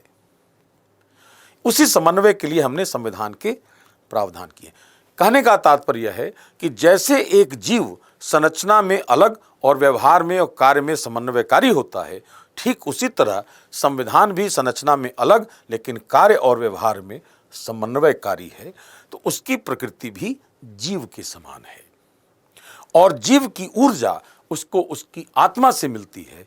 इसलिए संविधान जो जीव की भांति है, उसकी ऊर्जा भी उसकी आत्मा से ही मिलनी चाहिए और वह आत्मा उसका कोई ना कोई अनुच्छेद होगा या होगी या उसका कोई भाग होगी। तो अगर अनुच्छेद है तो अनुच्छेद, डॉक्टर अंबेडकर ने बहुत लॉजिकली यह बात कही थी कि article 32 is the soul of the constitution and also it's heart. यह उसकी आत्मा ही नहीं, उसका हृदय भी है। उच्चतम न्यायालय ने भी एक मामले में कहा है कि जैसे डॉक्टर अंबेडकर ने अनुच्छेद 32 को संविधान की आत्मा कहा है, वैसे न्यायालय यह महसूस करता है कि अनुच्छेद 21 संविधान का हृदय है। आत्मा उसको ऊर्जा देती है और हृदय का काम क्या है? रक्त का परिसंचरण, जो अंतिम रूप से ऊर्जा ही देगा। तो स्ट्रेंथ देता है वह, ऊर्जा, पोषक तत्व भी पहुंचाता है रक्त। तो अनुच्छेद 21 का संरक्षण अगर हो गया तो हमारे अन्य अनुच्छेदों, अन्य अधिकारों का संरक्षण हो जाएगा। अगर हमने उसके प्राण और दैहिक स्वतंत्रता का संरक्षण कर लिया और अगर हमने ऊर्जा प्राप्त करनी है हमें, तो हमें करना क्या होगा? भारत जैसे लोकतांत्रिक राष्ट्र में अधिकारों का संरक्षण करना होगा और अधिकारों का संरक्षण करने के लिए न्यायालय को आगे आना होगा। इसके लिए अंबेडकर ने कहा कि अनुच्छेद 32 संविधान की आत्मा है। लेकिन हमसे यहां पूछा जा रहा है कि कौन सा भाग संविधान की आत्मा है, न कि अनुच्छेद। अनुच्छेद के तौर पर एक ऑप्शन है दिया हुआ यहां 32, लेकिन हमसे पूछा गया क्या है? भाग। तो इस आधार पर यह आंसर तो नहीं है। मूल अधिकार में अभी हमने बात की है कि मूल अधिकार नागरिक और राजनीतिक अधिकार हैं। ये ऊर्जा नहीं देते, इनको ऊर्जा चाहिए संरक्षण के लिए। निदेशक तत्व, काम करने वाले दिशा निर्देश हैं, इनको भी ऊर्जा चाहिए। कब? जब हम अपने अधिकारों की मांग करेंगे और उद्देशिका जो है, यह उद्देशिका अन्य सभी चीज़ों का निचोड़ है। जो अभी मैंने बात कही थोड़ी देर पहले कि उद्देशिका संविधान निर्माताओं के विचारों की अभिव्यक्ति है जिसको शब्दों में पिरोया गया है, और वह उद्देशिका हमारे संविधान के अस्पष्ट प्रावधानों की व्याख्या भी कराती है और उसी में सारी बातें रखी हुई हैं। इसलिए हमारे संविधान की उद्देशिका ही हमारे संविधान की आत्मा मानी जाएगी, ऐसा कहा जा सकता है। हमें ध्यान केवल प्रश्न पर यह रखना है कि भाग अगर है तो उद्देशिका उत्तर है। अगर भविष्य में कभी पूछा जाए कि कौन सा अनुच्छेद संविधान की आत्मा है, तो कहा जाएगा अनुच्छेद 32, जो संवैधानिक उपचारों का अधिकार है। इसके बाद हमें एक प्रश्न है कथन कारण का कि भारतीय संविधान अर्धसंघात्मक है। यह कथन है। कारण है कि भारतीय संविधान न तो संघात्मक है और न ही एकात्मक। असर्शन क्या है कि Indian constitution is quasi federal, और दूसरा रीजन क्या है कि Indian constitution is neither federal nor unitary. ये बड़ा चर्चित प्रश्न रहा है, पहले भी अभी भी पूछा जा सकता है कि ए तथा आर दोनों सही हैं और आर ए की सटीक व्याख्या है।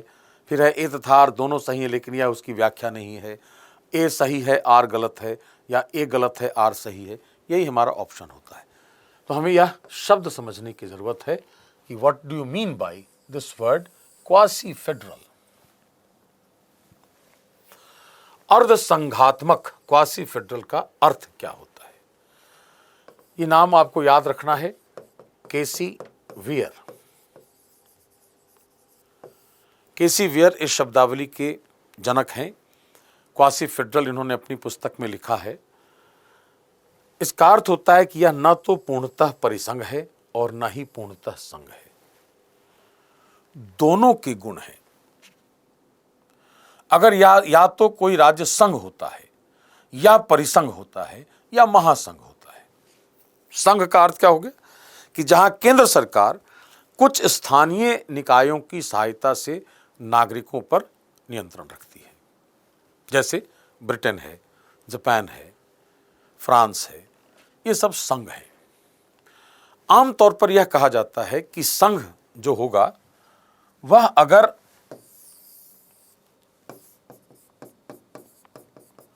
भौगोलिक रूप से छोटा होगा, यह जो एरिया है, इसका त्रिज्या या जो दूरी है यह कम होनी चाहिए।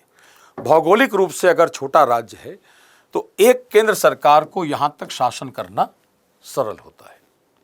तो आमतौर पर छोटे भौगोलिक आकार वाले जो राज्य होते हैं वो राजनीतिक रूप से संघ होते हैं। एक अपवाद है चीन, कि चीन का क्षेत्र जो है वो बहुत बड़ा है भौगोलिक, इसके बावजूद वह संघ है। तो चीन ने किया क्या है कि जो सेंट्रल गवर्नमेंट है उसने बनाया है प्रोविंस, और प्रोविंस इसको गवर्न करती है, प्रांत। लेकिन जो इसका प्रांत है वो इस सरकार के लिए स्थानीय है, क्योंकि यह सत्तावादी राज्य है, कम्युनिस्ट स्टेट है। यह उसकी पॉलिटिकल और इकोनॉमिक आइडियोलॉजी दोनों कम्युनिज्म है, ऑथोरिटेरियनिज्म है, सत्तावादी साम्यवादी।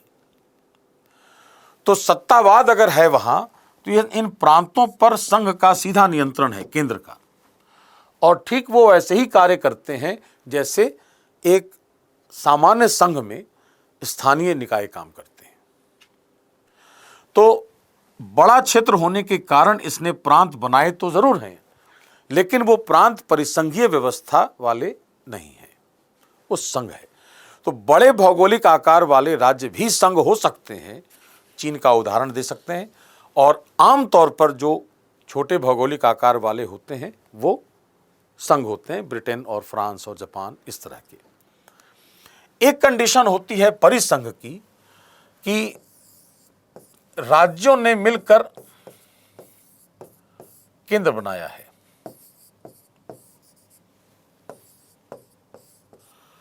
और राज्यों के बीच एक समझौता है।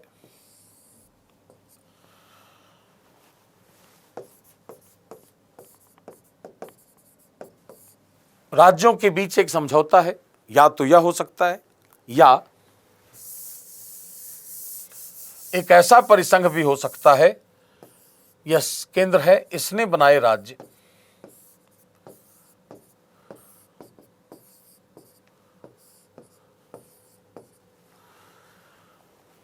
तो यह परिसंघ जैसे अमेरिका है, यह परिसंघ जैसे भारत है कि केंद्र ने अपनी आवश्यकता के हिसाब से राज्य बनाए हैं और अमेरिका में राज्यों ने आपस में समझौता करके केंद्र बनाया है, सेंट्रलाइज्ड, डिसेंट्रलाइज्ड। किसी भी स्थिति में परिसंघ से उसकी कोई इकाई अलग नहीं हो सकती, उस समझौते से अलग नहीं हो सकती। अमेरिका में भी राज्य अलग नहीं हो सकते। 1869 का एक केस है, टेक्सास वर्सेस वाइट, उस पर मैं विस्तार से नहीं जाऊंगा। तो वहां पर न्यायालय ने कहा, अमेरिकी उच्चतम न्यायालय ने, कि परिसंघीय समझौते से कोई राज्य अलग नहीं हो सकता। भारत में भी कोई राज्य अलग नहीं हो सकता।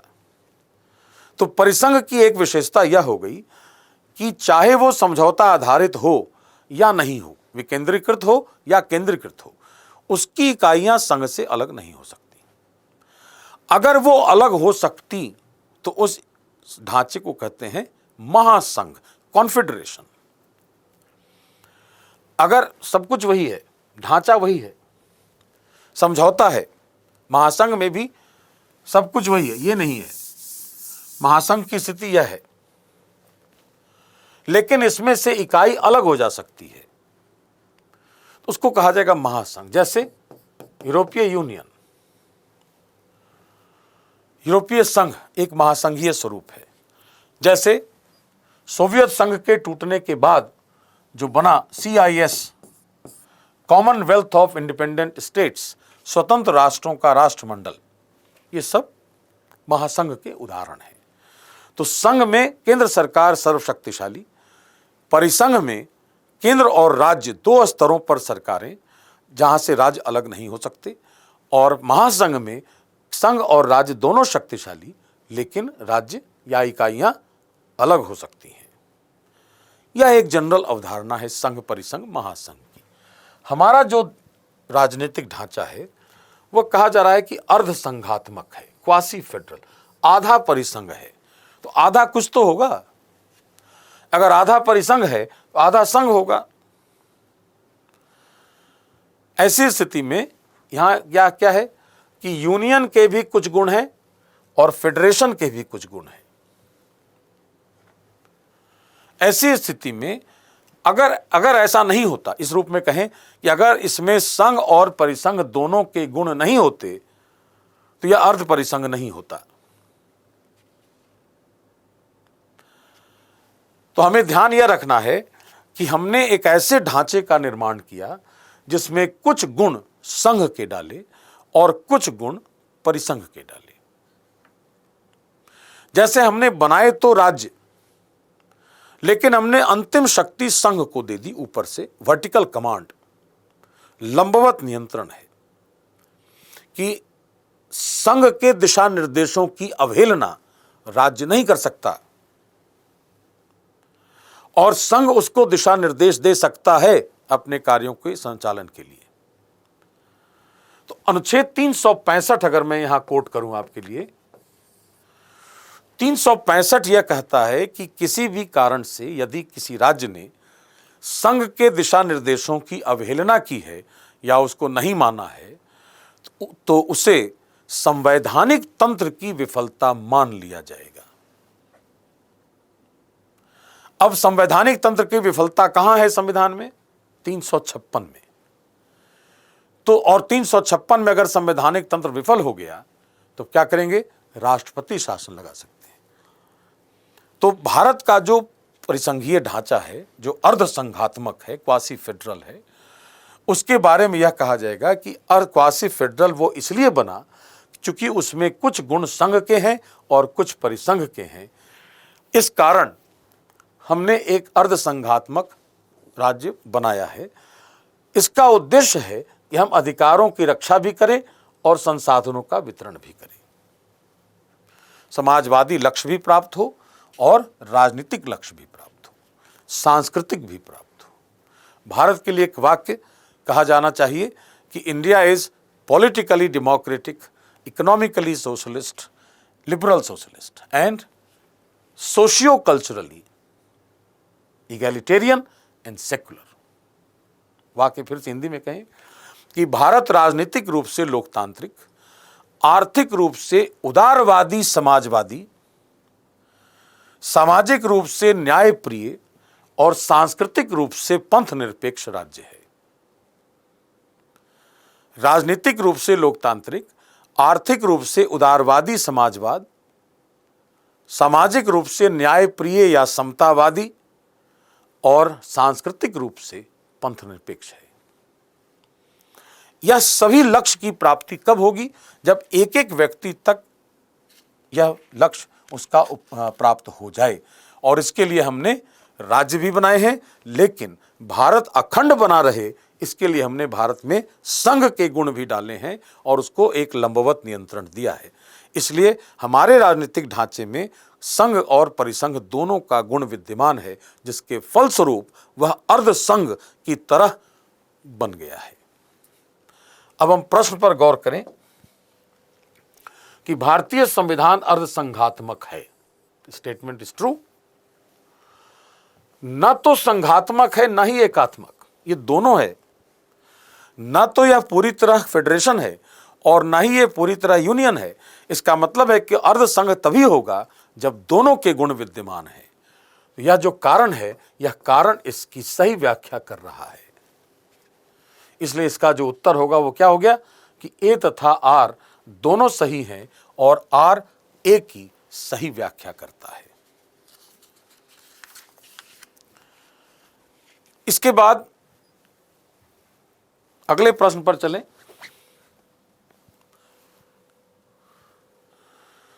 कि भारत में राजनीतिक व्यवस्था के मूलभूत लक्षण हैं। क्या है? यह एक लोकतांत्रिक गणतंत्र है। इसमें संसदात्मक रूप की सरकार है। सर्वोच्च सत्ता भारत की जनता में निहित है। यह एक एकीकृत शक्ति का प्रावधान करती है। क्या है? The cardinal features of political system in India are: it's a democratic republic, it has a parliamentary form of government, the supreme power rests in the people of India, and it provides for a unified authority. यह जो प्रश्न हमारे लिए है कि political system Bharat की कैसी है। Now what is a political system? A system, what is a system? प्रणाली क्या है? राजनीतिक प्रणाली हो, सामाजिक हो, आर्थिक हो, सांस्कृतिक हो, शारीरिक प्रणालियां हो। प्रणाली होती क्या है? तो प्रणाली में दो चीजें होती हैं। एक प्रणाली में उसकी अपनी संरचनाएं होती हैं और उन्हीं संरचनाओं के बीच अंतःक्रिया होती है, इंटरैक्शन, विचार विमर्श, लेन देन, कारोबार, whatever.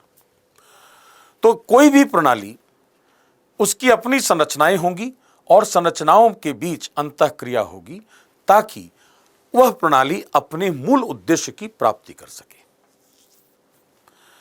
So every political system, हर राजनीतिक प्रणाली का अपना एक उद्देश्य है, हर प्रणाली का अपना एक उद्देश्य है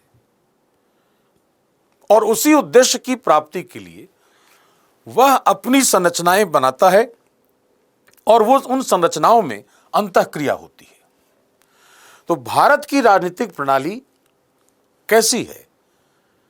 संरचना की दृष्टि से देखेंगे तो संघ भी है, परिसंघ भी है। कार्य की दृष्टि से देखेंगे तो संसदीय तंत्र है। संसदीय तंत्र होने के कारण वहां कार्यपालिका है, विधायिका है, न्यायपालिका है, निर्वाचन आयोग है, नियंत्रक महालेखा परीक्षक है, महान्यायवादी है, लोक सेवा आयोग है, सारी संस्थाएं हैं।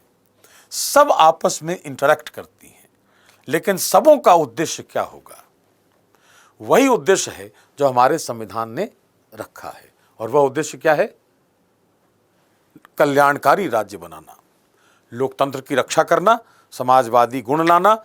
अभी जो मैंने वाक्य कहा था भारत के लिए कि भारत राजनीतिक रूप से लोकतंत्र, आर्थिक रूप से उदारवादी समाजवाद, सामाजिक रूप से समतावादी और न्यायप्रिय और सांस्कृतिक रूप से पंथ निरपेक्ष है। तो यही हमारा उद्देश्य है, लोकतंत्र की रक्षा, उदारवादी समाजवाद की रक्षा, समतावाद और न्यायप्रियता की रक्षा और पंथ निरपेक्षता की रक्षा।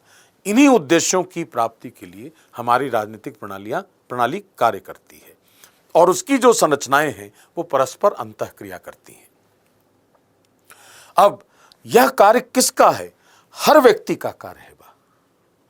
तो अगर हर व्यक्ति तक भारत को पहुंचना है तो भारत को विकेंद्रीकरण करना पड़ेगा, शक्तियों की साझेदारी करनी पड़ेगी।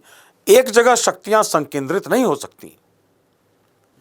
तो भारत का जो ढांचा है वो विकेंद्रीकृत है, ऐसे विकेंद्रीकरण है उसका, और तब जाकर वो सभी जगहों पर सीमांतीय क्षेत्रों तक वो पहुंचता है और हम वहां तक अपने इन उद्देश्यों की प्राप्ति कराते हैं। इसलिए यह कहा जाएगा कि लोकतांत्रिक गणतंत्र है, यह तो ठीक है, संसदात्मक रूप की सरकार है, यह भी ठीक है, सर्वोच्च सत्ता भारत की जनता में निहित है, हमारा संविधान ही शुरू होता है हम भारत के लोग। यह एक एकीकृत शक्ति का प्रावधान करता है। एकीकृत नहीं है, विकेंद्रीकृत है यह।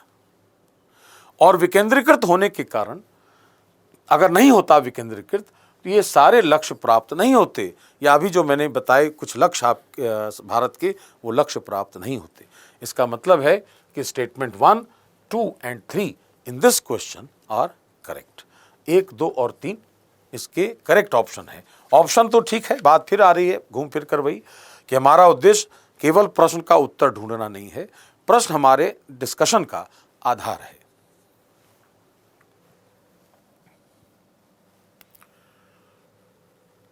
यहां भी बात वही कही गई है कि भारत में विकेंद्रीकृत ढांचा है, लोकप्रिय संप्रभुता है, संसदीयता है, लोकतंत्र है और गणराज्य है। यही भारत है। और क्या हुआ है? प्रमुख अभिलक्षण क्या है? लोकतांत्रिक गणराज्य, संसदीय लोकप्रिय संप्रभुता, विकेंद्रीकृत ढांचा है जिससे हम संवैधानिक लक्ष्यों की प्राप्ति कर सकते हैं। जो बात अभी मैंने बताई उसी का यह फ्लो चार्ट है। इसके बाद हमारा प्रश्न है कि हम न्यायिक पुनर्विलोकन की व्यवस्था रखते हैं केवल भारत में, केवल यूके में, केवल यूएसए में, भारत और यूएसए दोनों में। We have system of judicial review. न्यायिक पुनर्विलोकन क्या होता है? न्यायिक पुनर्विलोकन है, दोबारा अवलोकन। अवलोकन का क्या अर्थ? एक होता है देखना और एक होता है अवलोकन करना। देखने का अर्थ यह है कि मैंने इस ग्लास को देखा अपनी नजर से और देख कर रख दिया कि यह ग्लास है। जब इसका अवलोकन करेंगे तो इसमें देखेंगे कि यह ग्लास है, ट्रांसपेरेंट है, पारदर्शी है, इसमें यहां तक जल भरा है और यह कमजोर भी हो सकता है और अगर हाथ से छूट जाए तो टूट भी सकता है। यह अवलोकन है। अंतर क्या हुआ कि देखने का अर्थ है कि हमने उस पर नजर डाली है, दृष्टि डाली है, केवल कोई व्याख्या नहीं की है उसकी। अवलोकन का अर्थ है कि उसकी व्याख्या की है, देखा है और देखकर समझने की कोशिश की है, उसके कुछ गुण देखे हैं और उन गुणों पर हमने अपना एक विचार बनाया है। यह विचार क्या बना? यह एक डेलिकेट मटेरियल से बना हुआ पदार्थ है जो हाथ से छूट जाएगा तो टूट सकता है। यह हमने निष्कर्ष निकाला। क्यों? क्योंकि यह ग्लास है, लेकिन इसके अन्य गुण क्या हैं कि यह पारदर्शी है और उसमें जल रखा जा सकता है। यह अवलोकन है। जब पुनर्विलोकन करेंगे, अब मैं किसी और को दूं तो वह यह कहेगा कि जो मैंने देखा था वो तो देख ही रहा है, और क्या हो सकता है? तो वह यह कहेगा कि आपने यह देखा है कि यह ग्लास है, पारदर्शी है, इसमें यहां तक जल भरा है और कमजोर है जो गिरकर टूट सकता है। तो जब पुनर्विलोकन होगा तो यह कहा जाएगा कि सब कुछ तो ठीक है, समस्या इसकी क्या है कि इसकी ग्लास की मोटाई और अधिक होनी चाहिए थी। इसलिए अगली बार जब ग्लास बनाया जाए तो इसकी मोटाई बढ़ाई जाए ताकि गिरकर टूटने का खतरा कम हो, यह पुनर्विलोकन है। यही कार्य न्यायपालिका करती है कि संविधान के एक प्रावधान का अवलोकन किया राज्य ने कि अस्पृश्यता का अंत किया जाता। बार बार मैं इसको कोट कर रहा हूं, या फिर कोई भी उदाहरण ले लीजिए कि राज्य केवल क्या है, धर्म, लिंग, धर्म, मूल वंश, जाति, लिंग और जन्मस्थान, 5 आधार हैं जिनके आधार पर विभेद नहीं करेगा। 15(3) में लिखा है कि राज्य महिलाओं और बच्चों के लिए विशेष उपबंध करेगा। 15(4) में लिखा है कि राज्य कमजोर वर्गों और अनुसूचित जातियों जनजातियों के लिए विशेष उपबंध करेगा। ये प्रावधान है, इसका अवलोकन करेगा राज्य। अवलोकन करके क्या निकाला कि स्त्रियों और बच्चों के लिए विशेष उपबंध करना है। कौन सा उपबंध, महिलाओं को किस चीज की जरूरत है? तो हमने कहा कि महिलाओं को सुरक्षा भी चाहिए, आर्थिक, मानसिक, शारीरिक, सामाजिक, सभी तरह की सुरक्षा चाहिए। तो हमने एक कानून बना दिया उस पर। एक कानून का उदाहरण दे रहा हूं, कारखाना अधिनियम, कारखाना कानून 1948, जिसमें सब बातें बहुत अच्छी हैं। एक जगह यह लिखा था कि महिलाओं और बालिकाओं से, बालिका कौन, 14 वर्ष के ऊपर वाली, महिलाओं से शाम के 7 बजे से सुबह के 7 बजे तक कार्य नहीं कराया जाएगा। कारण क्या था इसका? उनकी सुरक्षा। तो राज्य ने यह अवलोकन किया कि 15(3) में एक विशेष प्रावधान है और राज्य ने उसके हिसाब से ऐसा बनाया, संशोधन नहीं किया, उसको छोड़ दिया चलने के लिए। अब न्यायालय ने उसका पुनर्विलोकन किया वर्ष 2000 में। 8 मार्च 2000 को, जो अंतर्राष्ट्रीय महिला दिवस है, उस दिन न्यायालय ने एक फैसला दिया और यह कहा कि कारखाना कानून 1948 का यह प्रावधान असंवैधानिक है। क्यों? कि आप सुरक्षा के लिए आप उसको काम से हटा रहे हैं। क्यों? चूंकि वो महिला है इसलिए। और अगर महिला होने के कारण वह काम से हटाई जा रही है तो महिला होना उसके कार्य प्रणाली में व्यवधान बन गया। इसका अर्थ है कि यह प्रावधान लिंग के आधार पर विभेद कर रहा है और 15(1) का उल्लंघन है। 15(1) का उल्लंघन है लिंग के आधार पर विभेद का। इसलिए यह जो धारा है कानून की, यह असंवैधानिक होगी, यह पुनर्विलोकन है। तो एक बार अवलोकन करके राज्य ने विधि बनाई, न्यायालय उसका पुनर्विलोकन करके उसको सही, गलत, वैध, अवैध, संवैधानिक वैधता से है या नहीं, संवैधानिक रूप से अवैध है, इसकी बात करता है। इसलिए हम परिभाषा देते हैं कि न्यायिक पुनर्विलोकन वह प्रक्रिया है जिसमें या जिसके द्वारा न्यायालय विधायिका और कार्यपालिका के कार्यों की संवैधानिक वैधता का परीक्षण करता है।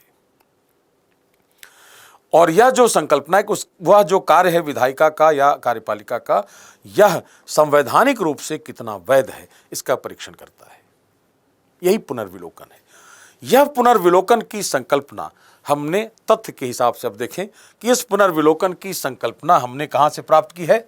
अमेरिका से प्रेरित है यह। और चूंकि न्यायिक पुनर्विलोकन अमेरिका से लिया है हमने, तो न्यायपालिका को यह शक्ति दी है कि वह यह देखे कि विधायिका और कार्यपालिका के कार्यों से हमारे अधिकारों का उल्लंघन तो नहीं हो रहा। तो अधिकार पत्र से हमने अधिकार भी लिए हैं इसी कारण अमेरिका से, ताकि न्यायालय में उनकी परिवर्तनीयता बनी रहे। और ब्रिटेन में क्या है कि ब्रिटेन में चूंकि king in parliament, crown in parliament, संसद संप्रभु है, इसलिए वहां न्यायिक पुनर्विलोकन की संकल्पना प्रचलित नहीं है और संसद स्वयं यह तय करती है कि उसके द्वारा किया गया कार्य सही अगर नहीं लगा उसे भविष्य में तो उसको बदलेगी। यह कार्य संसद खुद करती है। तो अवलोकन भी संसद खुद करेगी, पुनर्विलोकन भी संसद खुद करेगी। लेकिन अमेरिका और भारत जैसे देशों में अवलोकन का कार्य तो राज्य का है, पुनर्विलोकन का कार्य न्यायपालिका का है। इसलिए अगर हम इस प्रश्न पर गौर करें, वापस अपनी जगह पर आए, तो न्यायिक पुनर्विलोकन की व्यवस्था रखते हैं भारत और यूएसए दोनों में। यह हमारा उत्तर होगा सही।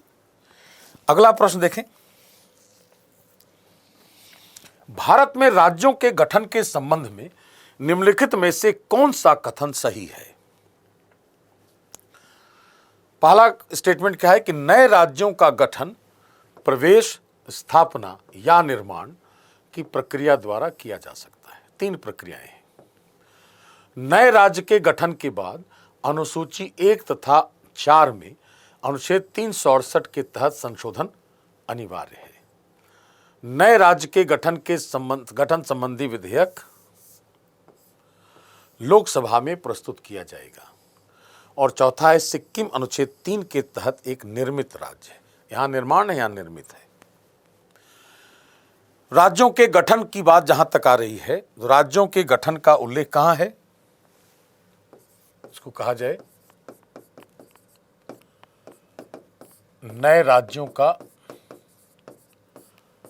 गठन है संविधान के भाग 1 में अनुच्छेद 2 और 3 में। अनुच्छेद 2 में यह कहा गया है कि संसद विधि द्वारा उन नियमों या उन निबंधनों और शर्तों पर जो वह ठीक समझे भारत के राज्य क्षेत्र में नए राज्य का प्रवेश या स्थापना कर सकेगी। यह भाषा है अनुच्छेद 2 की, कि संसद विधि द्वारा क्या है, उन निबंधनों और शर्तों पर, उन नियमों और शर्तों पर जो वह ठीक समझे, संसद को जो नियम और शर्त उचित लगता है उस पर, उसके आधार पर विधि बनाएगी और विधि में वो नियम और शर्त लिखेगी और उसके आधार पर भारत के राज्य क्षेत्र में या तो नए राज्य का प्रवेश कराए या उसकी स्थापना कराए। प्रवेश करा के भी स्थापना करा सकती है। तो प्रवेश और स्थापना 2 प्रक्रियाएं लिखी हैं अनुच्छेद 2 में। और अनुच्छेद 3 यह कहता है कि संसद विधि द्वारा भारत के राज्य क्षेत्र में किसी नए राज्य का निर्माण कर सकती है। अंग्रेजी के 3 शब्द हो गए, admission of states, establishment of states and formation of states. राज्यों का प्रवेश, राज्यों की स्थापना और राज्यों का निर्माण। तीनों में अंतर क्या है कि प्रवेश के लिए आमतौर पर हम यह मानते हैं कि मान लिया भारत के राज्य क्षेत्र में किसी नए राज्य का प्रवेश कराना है, नया राज्य है यह, अगर इसको इसमें शामिल कराना है तो इसकी कुछ शर्त है। वो क्या है कि इसका अपना राजनीतिक ढांचा होना चाहिए पहले से, उसकी अपनी व्यवस्था राजनीतिक होनी चाहिए, संगठित। अगर ऐसा कोई क्षेत्र है जो अपने आप में राजनीतिक रूप से संगठित है, शासन व्यवस्था है उसकी, काम कर रहा है स्वतः, तो उस क्षेत्र को हम अपने क्षेत्र में शामिल करा सकते हैं, जिसको कहेंगे प्रवेश। जब उसका प्रवेश हो जाएगा तब उसको यहां नए राज्य के रूप में स्थापित कर सकते हैं। जैसे उदाहरण के तौर पर यह था, सबसे अच्छा उदाहरण था जम्मू एंड कश्मीर। जम्मू कश्मीर राज्य का अपनी संगठित राजनीतिक इकाई थी, डोगरा साम्राज्य का क्षेत्र था वह। उसको भारत ने विलय पत्र की सहायता से, इंस्ट्रूमेंट ऑफ एक्सेशन की सहायता से भारत के राज्य क्षेत्र में प्रवेश कराया और करा के हमने उसको भारत के एक राज्य के रूप में स्थापित किया। यह प्रवेश और स्थापना है। उसी तरह गोवा को हमने पुर्तगालियों से लिया युद्ध में जीतकर, और जीतने के बाद हमने उसको अपने राज्य क्षेत्र में राज्य का दर्जा दिया। था हमारे ही क्षेत्र में, पुर्तगालियों का अधिकार था, तो प्रवेश नहीं कराया उसका, वह हमारे ही क्षेत्र में था, उसकी अपनी कोई संगठित राजनीतिक इकाई नहीं थी, तो वह प्रवेश कराया हुआ राज्य नहीं कहा जाएगा, लेकिन उस पर से पुर्तगालियों का अधिकार हटाया हमने, उसको पहले संघ शासित क्षेत्र बनाया और बाद में फिर उसको राज्य के रूप में स्थापित किया। तो एक हो गया प्रवेश, उसके बाद स्थापना जम्मू कश्मीर का। एक है गोवा जिसकी स्थापना है। तीसरा है कि सिक्किम को हमने जनमत संग्रह से अपने राज्य क्षेत्र में शामिल किया था, प्रवेश कराया था।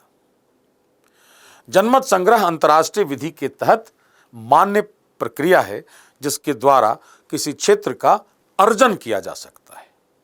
तो अनुच्छेद 1 में भारत के लिए अर्जित क्षेत्र शब्दावली का प्रयोग भी है, इसलिए हमने उस क्षेत्र का अर्जन किया। गोवा का भी अर्जन किया था, अवैध रूप से पुर्तगालियों का कब्जा था उस पर। युद्ध के बाद हमने उसका अर्जन करके उसको राज्य के रूप में स्थापित किया। सिक्किम का अर्जन किया जनमत संग्रह से, यहाँ युद्ध नहीं हुआ, जनमत संग्रह से किया, उसका प्रवेश कराया और प्रवेश करा के उसको अंतिम रूप से राज्य के रूप में स्थापित किया। तो जम्मू कश्मीर प्रवेश कराया हुआ राज्य है, प्रवेश और स्थापना था। अब तो जम्मू कश्मीर संघ शासित क्षेत्र हो गया फिर से। तो जम्मू कश्मीर प्रवेश और उसके बाद स्थापित राज्य था। गोवा स्थापित राज्य है, सिक्किम प्रवेश और स्थापित राज्य है। इसके अलावा अनुच्छेद 3 की जब बात करेंगे हम, तो 3 में पहले से कोई राज्य भारत में है उसका विभाजन कर दें, 2 राज्यों को जोड़ दें, उसका क्षेत्र बदल दें, उसकी सीमा में परिवर्तन कर दें, उसका नाम बदल दें। ऐसा कोई भी कार्य करके किसी भी पहले से कार्यरत राज्य का पुनर्गठन किया जा सकता है और पुनर्गठन करके एक नया राज्य बनाया जा सकता है। जो हमारे 14 के बाद के जो राज्य हैं उनमें से ये 2-3 हटा दें अगर, तो बाकी सब, जैसे उत्तर प्रदेश से उत्तराखंड बनाया, बिहार से झारखंड बनाया, आंध्र प्रदेश से तेलंगाना बनाया, तो आंध्र प्रदेश रीऑर्गेनाइजेशन एक्ट बनाया हमने, आंध्र प्रदेश पुनर्गठन अधिनियम। तो किसी राज्य का पुनर्गठन करके हमने एक नए राज्य का निर्माण किया है। तो प्रवेश के लिए अनिवार्य है कि उस क्षेत्र की अपनी संगठित राजनीतिक इकाई हो, फिर उसके आधार पर उसका प्रवेश होगा और स्थापना होगी। दूसरा तरीका हो सकता है प्रवेश का, अंतर्राष्ट्रीय विधि के तहत किसी क्षेत्र का अर्जन और उसके बाद फिर स्थापना। और निर्माण का अर्थ क्या हो गया कि पहले से कार्यरत किसी राज्य का पुनर्गठन करके नए राज्य का निर्माण किया जा सकता है। यह तो हो गया राज्यों के गठन की प्रक्रिया। अब कहा जा रहा है कि जब नया राज्य गठित हो गया, प्रक्रिया जो हो, प्रवेश है, स्थापना है, निर्माण है, उससे मतलब नहीं, जिस प्रक्रिया से भी नए राज्य का गठन होगा, अब उस राज्य का नाम कहां लिखा जाएगा? तो अनुसूची 1 में। और उस राज्य के से राज्यसभा की सीटें कितनी होंगी, क्योंकि उसका प्रतिनिधित्व होना चाहिए, तो वह लिखा जाएगा अनुसूची 4 में, शेड्यूल 1 एंड शेड्यूल 4, जिसके लिए अनुच्छेद 4 में यह कहा गया है कि अनुसूची 1 और अनुसूची 4 में संशोधन करने के लिए अनुच्छेद 368 के तहत संशोधन अनिवार्य नहीं होगा।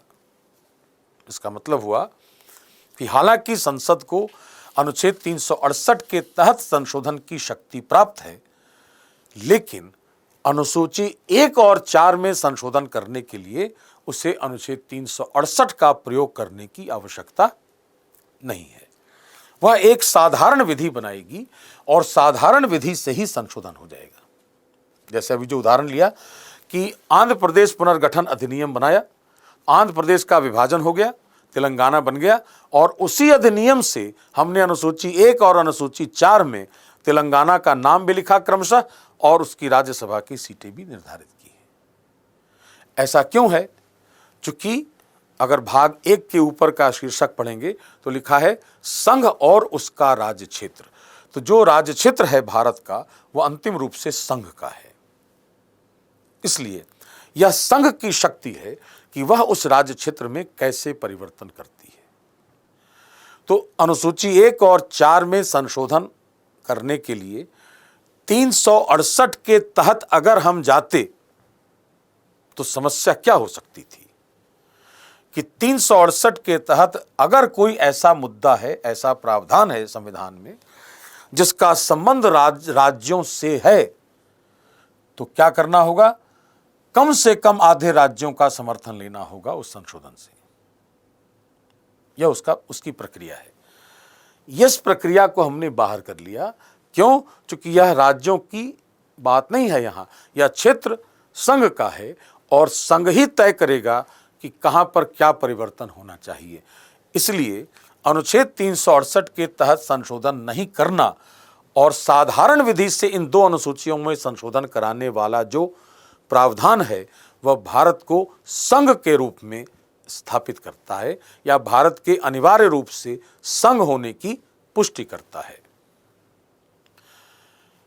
तो यहां पर यह बात लिखिए, प्रवेश, स्थापना, निर्माण यह एकात्मक अभिलक्षण है। यही मैंने अभी कहा आपको कि it is unitary feature of Indian constitution. इस आधार पर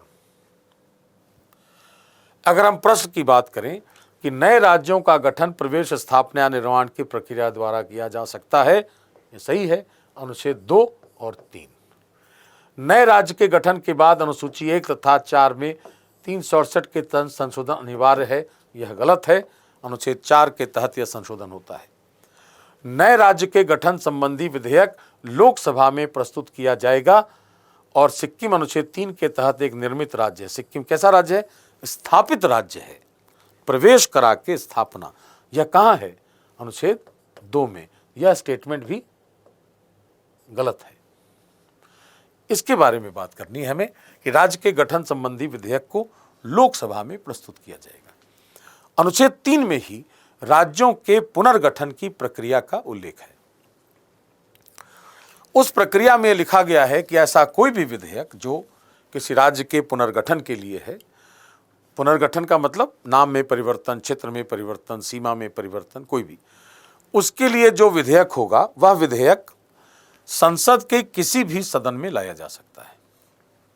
तो उस आधार पर यह स्टेटमेंट तो गलत है कि केवल लोकसभा में लाया जाएगा, यह स्टेटमेंट गलत है। राज्यसभा में भी प्रस्तुत किया जा सकता है। जब वो विधेयक प्रस्तुत हो जाएगा तब राष्ट्रपति एक अवधि निर्धारित करेगा उस पर कि अमुक राज्य जिसका पुनर्गठन होना है उसको वह विधेयक भेजा जाएगा। उस निर्धारित अवधि के तहत, उस निर्धारित अवधि के भीतर उस राज्य की प्रतिक्रिया के लिए, सहमति के लिए, अगर उसे कोई सुझाव देना है तो सुझाव के लिए, वो अवधि क्या होगी यह राष्ट्रपति तय करेगा। अब हमने उस अवधि के साथ उस विधेयक को भेज दिया राज्य के पास। राज्य का विधानमंडल उस पर चर्चा करे, जो करे, अपनी प्रतिक्रिया दे। अगर नहीं दे पाता और राष्ट्रपति को लगता है कि उसको अवधि बढ़ानी चाहिए तो वह अवधि बढ़ा सकता है। मान लिया 90 दिन की अवधि कही थी, फिर उसको 90 दिन और कर दिया। अब बढ़ी हुई अवधि के बाद भी अगर राज्य ने प्रतिक्रिया नहीं दी या राज्य ने अपनी सहमति भी नहीं दी तो भी संसद उस विधेयक को पारित कर नए राज्य का निर्माण कर सकती है। जो कार्य आंध्र प्रदेश से तेलंगाना बनने में हुआ कि आंध्र प्रदेश की सहमति के बिना ही तेलंगाना का निर्माण किया गया, तो कुछ विवाद उभरे कि जिस राज्य का पुनर्गठन होना है अगर उसी की सहमति नहीं है और हमने नया राज्य बना दिया अगर, तो क्या यह परिसंघीय लक्षण का अपरदन नहीं है? क्या यह परिसंघीय लक्षण को क्षति नहीं पहुंचाता? उत्तर क्या होगा? बिल्कुल नहीं। क्यों? कि राज्यों का गठन भारत की एकात्मक प्रकृति का प्रमाण है और उसका कारण क्या है कि भारत का जो राज्य क्षेत्र है वह संघ का राज्य क्षेत्र है, न कि राज्यों का। राज्यों के राज्य क्षेत्र संघ के राज्य क्षेत्र के अंदर हैं, तो उसमें अगर कोई परिवर्तन करना होगा तो संघ ही अंतिम रूप से उत्तरदायी है उसके लिए। इसलिए अगर सहमति है तो बहुत अच्छी बात, सहमति नहीं भी है तो भी नए राज्य का निर्माण हो सकता है। इसलिए इसको हम परिसंघ का अपरदन या परिसंघ के अभिलक्षणों पर चोट नहीं कह सकते, बल्कि यह कहा जाएगा कि यह भारत के संविधान का एकात्मक अभिलक्षण है और यह संघ की शक्ति का प्रमाण है। इसलिए चूंकि दोनों सदनों में से किसी भी सदन में लाया जा सकता है, यह स्टेटमेंट भी गलत है। तो पहला स्टेटमेंट हो गया सही। यही हमारा प्रश्न था, निम्नलिखित में से कौन सा कथन सही है?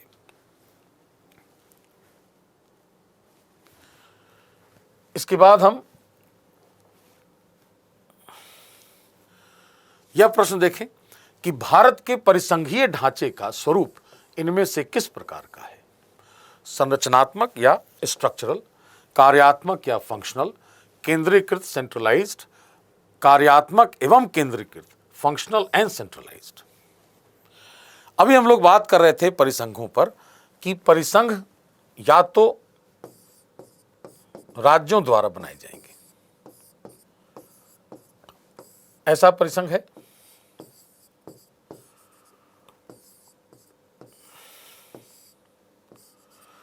या तो राज्यों के बीच आपसी समझौता है और उसके आधार पर एक परिसंघ का निर्माण हुआ है, जिसको हम केंद्रीकृत कहेंगे।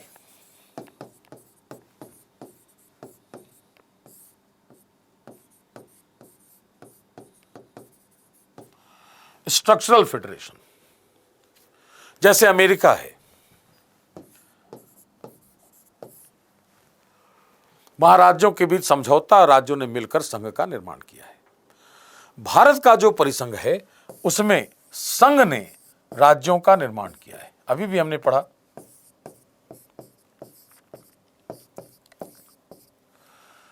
तो विकेंद्रीकृत तो है, केंद्रीकृत नहीं है भारत। विकेंद्रीकृत परिसंघ है, डिसेंट्रलाइज्ड। जैसी आवश्यकता होगी उतनी संख्या होगी राज्यों की। 14 राज्य थे शुरुआती दौर में, बाद में 29 हुए, फिर 28 हो गए। जब जैसी जरूरत है भारत सरकार को, संघ को, उसके हिसाब से राज्यों की संख्या तय होगी। और इन राज्यों के बीच कोई समझौता हो भी नहीं सकता, क्योंकि सभी राज्य के लिए नियम और शर्त अलग अलग होती है। हमने अभी पढ़ा, अनुच्छेद 2 में लिखा है कि संसद विधि द्वारा उन निबंधनों और शर्तों पर जो वह ठीक समझे। तो अलग अलग समय में अलग अलग राज्यों की संख्या होगी और उसका आकार क्या होगा यह अंतिम रूप से संघ तय करेगा। तो भारत का जो परिसंघ है वह अमेरिका से बिल्कुल उल्टा है। अमेरिकी परिसंघ केंद्रीकृत है और भारत का परिसंघ विकेंद्रीकृत है। दूसरा शब्द आ रहा है संरचनात्मक और कार्यात्मक।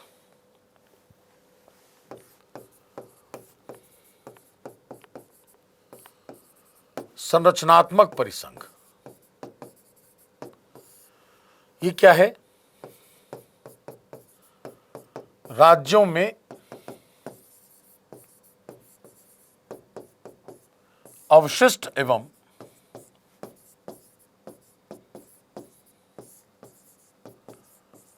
वित्तीय शक्तियां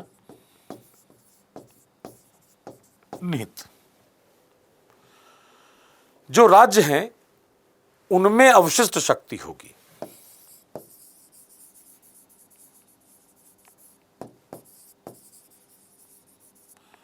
यह है रेसिडुअरी पावर्स, उन विषयों पर विधि बनाने की शक्ति जिनका स्पष्ट उल्लेख संविधान में नहीं है।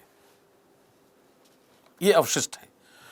उन विषयों पर विधि बनाने की शक्ति जिनका स्पष्ट उल्लेख संविधान में नहीं है, वो अवशिष्ट शक्तियां हैं। वित्त की शक्ति तो समझ में आ ही रही है, एलोकेशन करना, वित्त का आवंटन करना। मुख्य रूप से जो शक्ति है वह आवंटन की है, एलोकेशन की। तो वित्त और अवशिष्ट शक्तियां यदि राज्यों में निहित हैं तो उस परिसंघ को कहते हैं संरचनात्मक परिसंघ। जैसे अमेरिका कि सीनेट से कोई अप्रूव करा देंगे हम कोई धन का एक बड़ा मामला, नए जो विषय उभर कर आ रहे हैं तो राज्य अपने हिसाब से उस पर कानून बनाएंगे। तो यह जो कार्य है, मान लिया राष्ट्रपति को बहुत बड़ी राशि की ज़रूरत है किसी खास खर्च के लिए, युद्ध में खर्च के लिए $500 बिलियन की ज़रूरत है, तो $500 बिलियन के आवंटन का एक प्रस्ताव सीनेट से पारित होगा। जब सीनेट ने पारित कर दिया तो राष्ट्रपति को सौंप दिया जाएगा। अब राष्ट्रपति स्वतंत्र है उसको उसका व्यय करने के लिए। भारत में यह स्थिति नहीं है। भारत में अवशिष्ट शक्तियां संघ को सौंपी गई हैं, राज्यों को नहीं है। और भारत में मुख्य जो वित्त शक्ति है वह भी संघ को सौंपी गई है, वह भी राज्य के पास नहीं है। तो जिस परिसंघ में यह जो शक्ति है यह अगर राज्यों के बदले संघ में निहित हो तो उस परिसंघ को कहते हैं कार्यात्मक, फंक्शनल। जैसे भारत है,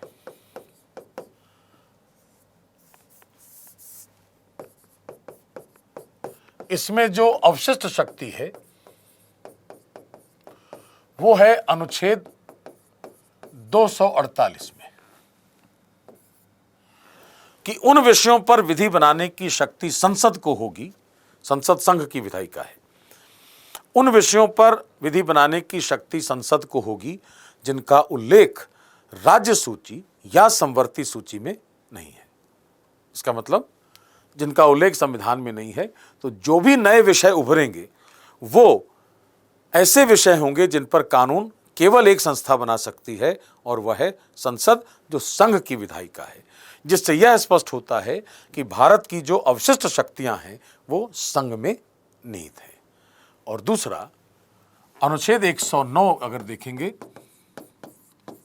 खंड 1, तो लिखा है कि धन विधेयक राज्यसभा में पुनः स्थापित नहीं किए जाएंगे। Money bill shall not be introduced in Rajya Sabha. इसका मतलब कि धन की शक्ति राज्यसभा को नहीं दी गई है, बल्कि यह शक्ति कहां है? संघ को दी गई है, लोकसभा में प्रस्तुत किया जाएगा। इस आधार पर वित्त की शक्ति भी संघ में निहित है, राज्यों में नहीं है। तो जिस परिसंघ में अवशिष्ट शक्तियां और वित्त की शक्तियां राज्यों में हो उनको संरचनात्मक परिसंघ, और जिनमें संघ में हो उनको कार्यात्मक परिसंघ कहते हैं। इस आधार पर यदि हम, यहां लिखा है आपके लिए कि वित्त और अवशिष्ट शक्तियां राज्यों में निहित हैं और वित्त और अवशिष्ट शक्तियां संघ में निहित हैं, जिसके लिए अभी मैंने उदाहरण दिया अनुच्छेद 109 और 248, और केंद्रीकृत जो परिसंघ है वो समझौता आधारित है। अब इस प्रश्न पर गौर करें कि भारत का परिसंघीय ढांचे का स्वरूप इनमें से किस प्रकार का है? तो भारत तो कार्यात्मक है। क्यों? अनुच्छेद 109 और 248 ये हमारे तथ्यात्मक प्रमाण है। इसके अलावा केंद्रीकृत है नहीं भारत, संरचनात्मक नहीं है, कार्यात्मक तो है, केंद्रीकृत नहीं है। तो यह जो ऑप्शन है यह भी गलत हो गया। This is the correct option. ध्यान हमें केवल यह रखना है कि हमें इन संकल्पनाओं की समझ अवश्य होनी चाहिए जो भविष्य में भी हमें प्रश्न दे सकती है। इन प्रश्नों पर चर्चा करने का उद्देश्य यह था कि आप इससे संबंधित कॉन्सेप्ट्स भी समझें और यह देखें कि प्रश्न की भाषा कैसी होती है, कैसे उसमें से विकल्प बनाए जाते हैं, कैसे विकल्पों की समझ हमारे अंदर कैसी हो, और हम भविष्य के किस तरह के प्रश्नों पर अपना ध्यान आकर्षित करें ताकि नए टॉपिक्स, नए विषय हमें समझ में आ सकें, नए अध्याय समझ में आ सकें और उसके हिसाब से हमारी तैयारी की रणनीति आगे बढ़े। अगले वीडियो में भी फिर हम लोग इसी तरह के आने वाले वीडियोस में फिर कुछ ऐसे ही चर्चा करेंगे जो आपकी परीक्षा की दृष्टि से प्रासंगिक भी होगा, आपकी समझ के लिए भी बहुत उपयोगी होगा। धन्यवाद।